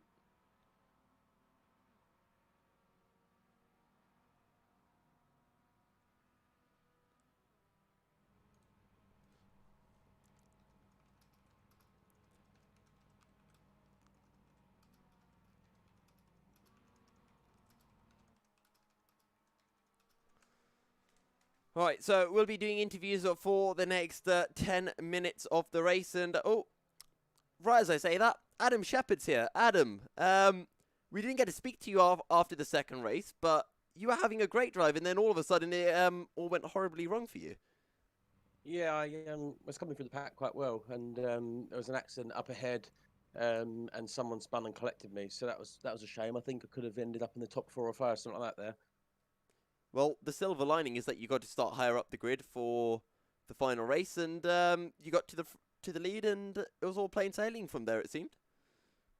Yeah, I got a good start. It was very tricky being that dark, so once I got in the lead, I was just kind of monitoring the gap, and when I see it started creeping up, I was just keeping it on the track, really. Once I had kind of a 2 or 3 second lead, I didn't even have lights from other cars helping me, so it was pretty pitch black, but no, it was good fun. We noticed a couple of drivers, I think, at the start. They turned for turn 1 a little bit too early and ended up cutting through the course. Was it really that difficult to see in the dark and just to see where your turn-in and braking points were? It was really hard. it wasn't as terrible at the start because obviously you've got so many cars around you and everyone's lights together. But as it went on, it was terrible, really, really bad visibility. It was just a case of trying to not completely miss the corner. So yeah, I was pleased with that. Well, thank you. Well, good job on taking 2 wins tonight. Long Beach next. Is that a track that you're familiar with? It's not actually. I'll have to have a look at that. I've not been following the calendar, to be fair. I've just joined in at Donington and taken it as it goes. So I'll have a look at that and see how we go. Well, I guess that makes you and me both that needs to have a look at the circuit. Best of luck next week, Adam. Thank you. Cheers. All right. We also have Graham Slack here. Graham, how did your evening go? It went very well, actually. It was nice to be back. We saw a lot of incidents. Where did you feed in all the incidents? Were you getting stuck in the thick of things, or did you manage to keep your nose clean? In the final race, I kept clean. In a couple of the early ones, I ended up in the thick of it and stuff. But no, I seemed to keep out of most of the trouble, I think, in that last race. So where did you finish in your 3 races? It was just middle of the pack. I've tend to just follow it around. It's the first time I've raced in quite a while, so it's just nice to turn some laps again and just get a bit familiar with it. I was speaking to Adam just now, and he said that visibility was very difficult in that 3rd race. Was it the same for you? How was kind of seeing your braking and turning points? I mean, the dark is one problem, so you've got another track and it puts your braking points off. But as soon as others up the field start losing control, you have the added benefit of smoke, so that just really sort of disorientates as well. So that makes it quite a lot more challenging as well. And spinning car lights when they're facing you as well, it's very disorientating. Well, I was also asking Adam, Long Beach next. Is that a track that you know, or are you going to have to do a bit of homework for it? I think there'll be a bit of homework. I think it's a lot of years since I've raced it on a different console. All right. Well, Graham, thank you very much for joining us, and best of luck next week. Thank you. All right. Got Ben Sharp here as well. Ben, championship leader, and again, you're keeping your nose clean. How do you do it? Lots of slamming the anchors on and trying to avoid carnage. That 3rd race looked like you. It looked like you needed more than slamming your anchors on. It looked like you had to throw out a parachute out of the back as well. Yeah, well, I got hit and spun around in the first corner, which dropped me to completely last. So then it was just a case of trying to pick my way back through wherever I could. I want to talk a lot actually about the 2nd race because how difficult was that to kind of navigate through the field? I think you were kind of sticking with Adam Shepherd, or you weren't really too far behind him for quite a lot of it. Yeah, I think I was sticking with him, and then he got hit and spun out, I think, in the 2nd one, right ahead of me.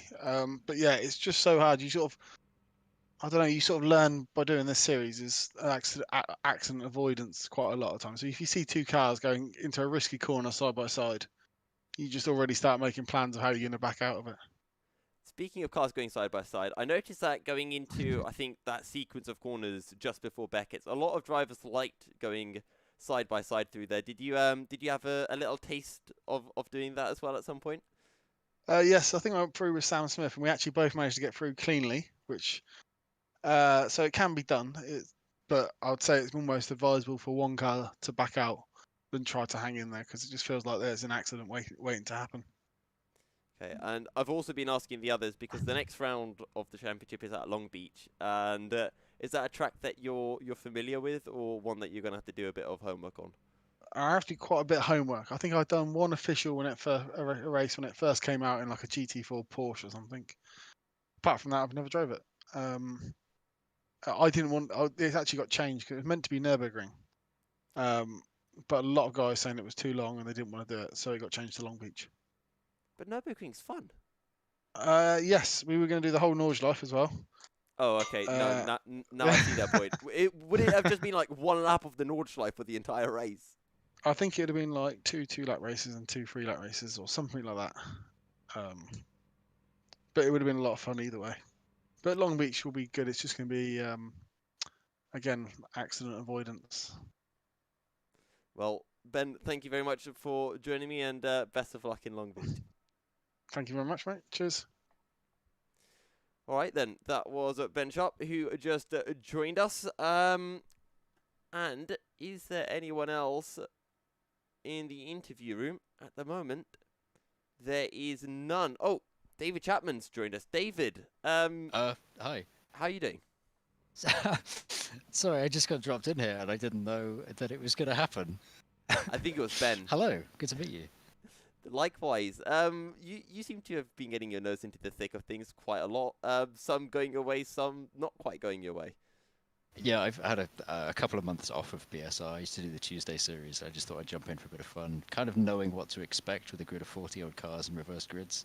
So it's been good fun. It's teaching me about wreck avoidance. Yeah, Ben was just talking about how he just had to slam on the anchors, especially in that third race. And if I'm not mistaken, you were right in the midfield for that third race. How much carnage was there from your point of view, and how difficult was it to see when carnage was about to occur? To be honest, I didn't get much of a chance. Within 2 laps, I'd had so much damage I couldn't hit 5th gear. Ooh, that doesn't sound Yeah. nice. It's not ideal, but it was all right. You can see more than people are making out if you know the track at all. It's fine.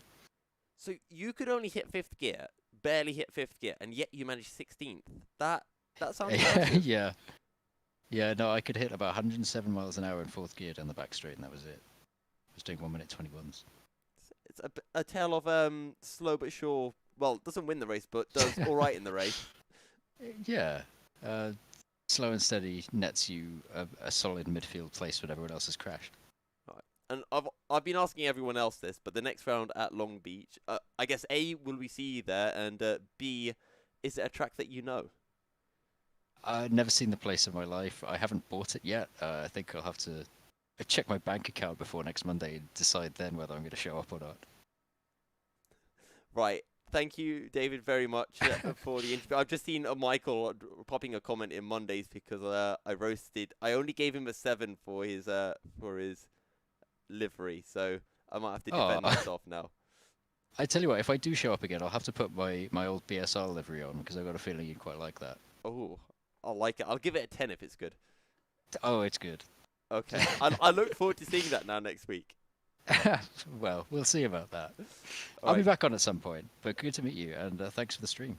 No worries at all. Thanks, David, and I hope to see you racing in the future rounds. See you later. Right. So that was David Chapman who joined us. I need to go back, Michael. If you're still if you're listening to the live stream now, I'm sorry, Michael, but I've forgotten what your car looks like. I need to go back now in the stream and double check what your car looked like, so I can check what this feedback is. He had the Wheaties cereal. Yeah, I know you had Wheaties last week, Michael, but I didn't realize I wasn't doing a rate delivery. Otherwise, I would have given you like an 8-9, like I gave to the other cereal drivers.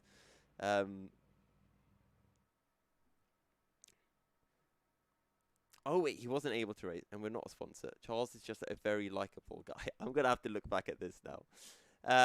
Right. On that note, everyone, thank you very much for tuning in. You can stay up to date with BSR stuff. I do believe they have a Facebook page, or just try to sign on up through the iRacing server. I've been your host and commentator, Milky Cereal, or Yusuf Milky Cereal bin Sahel. You can follow me on Twitter at MilkyCereal73, or just subscribe here on YouTube to stay up to date with some of my commentary work. But yeah, thank you guys. Next week will be Long Beach, Monday, same time as usual. And until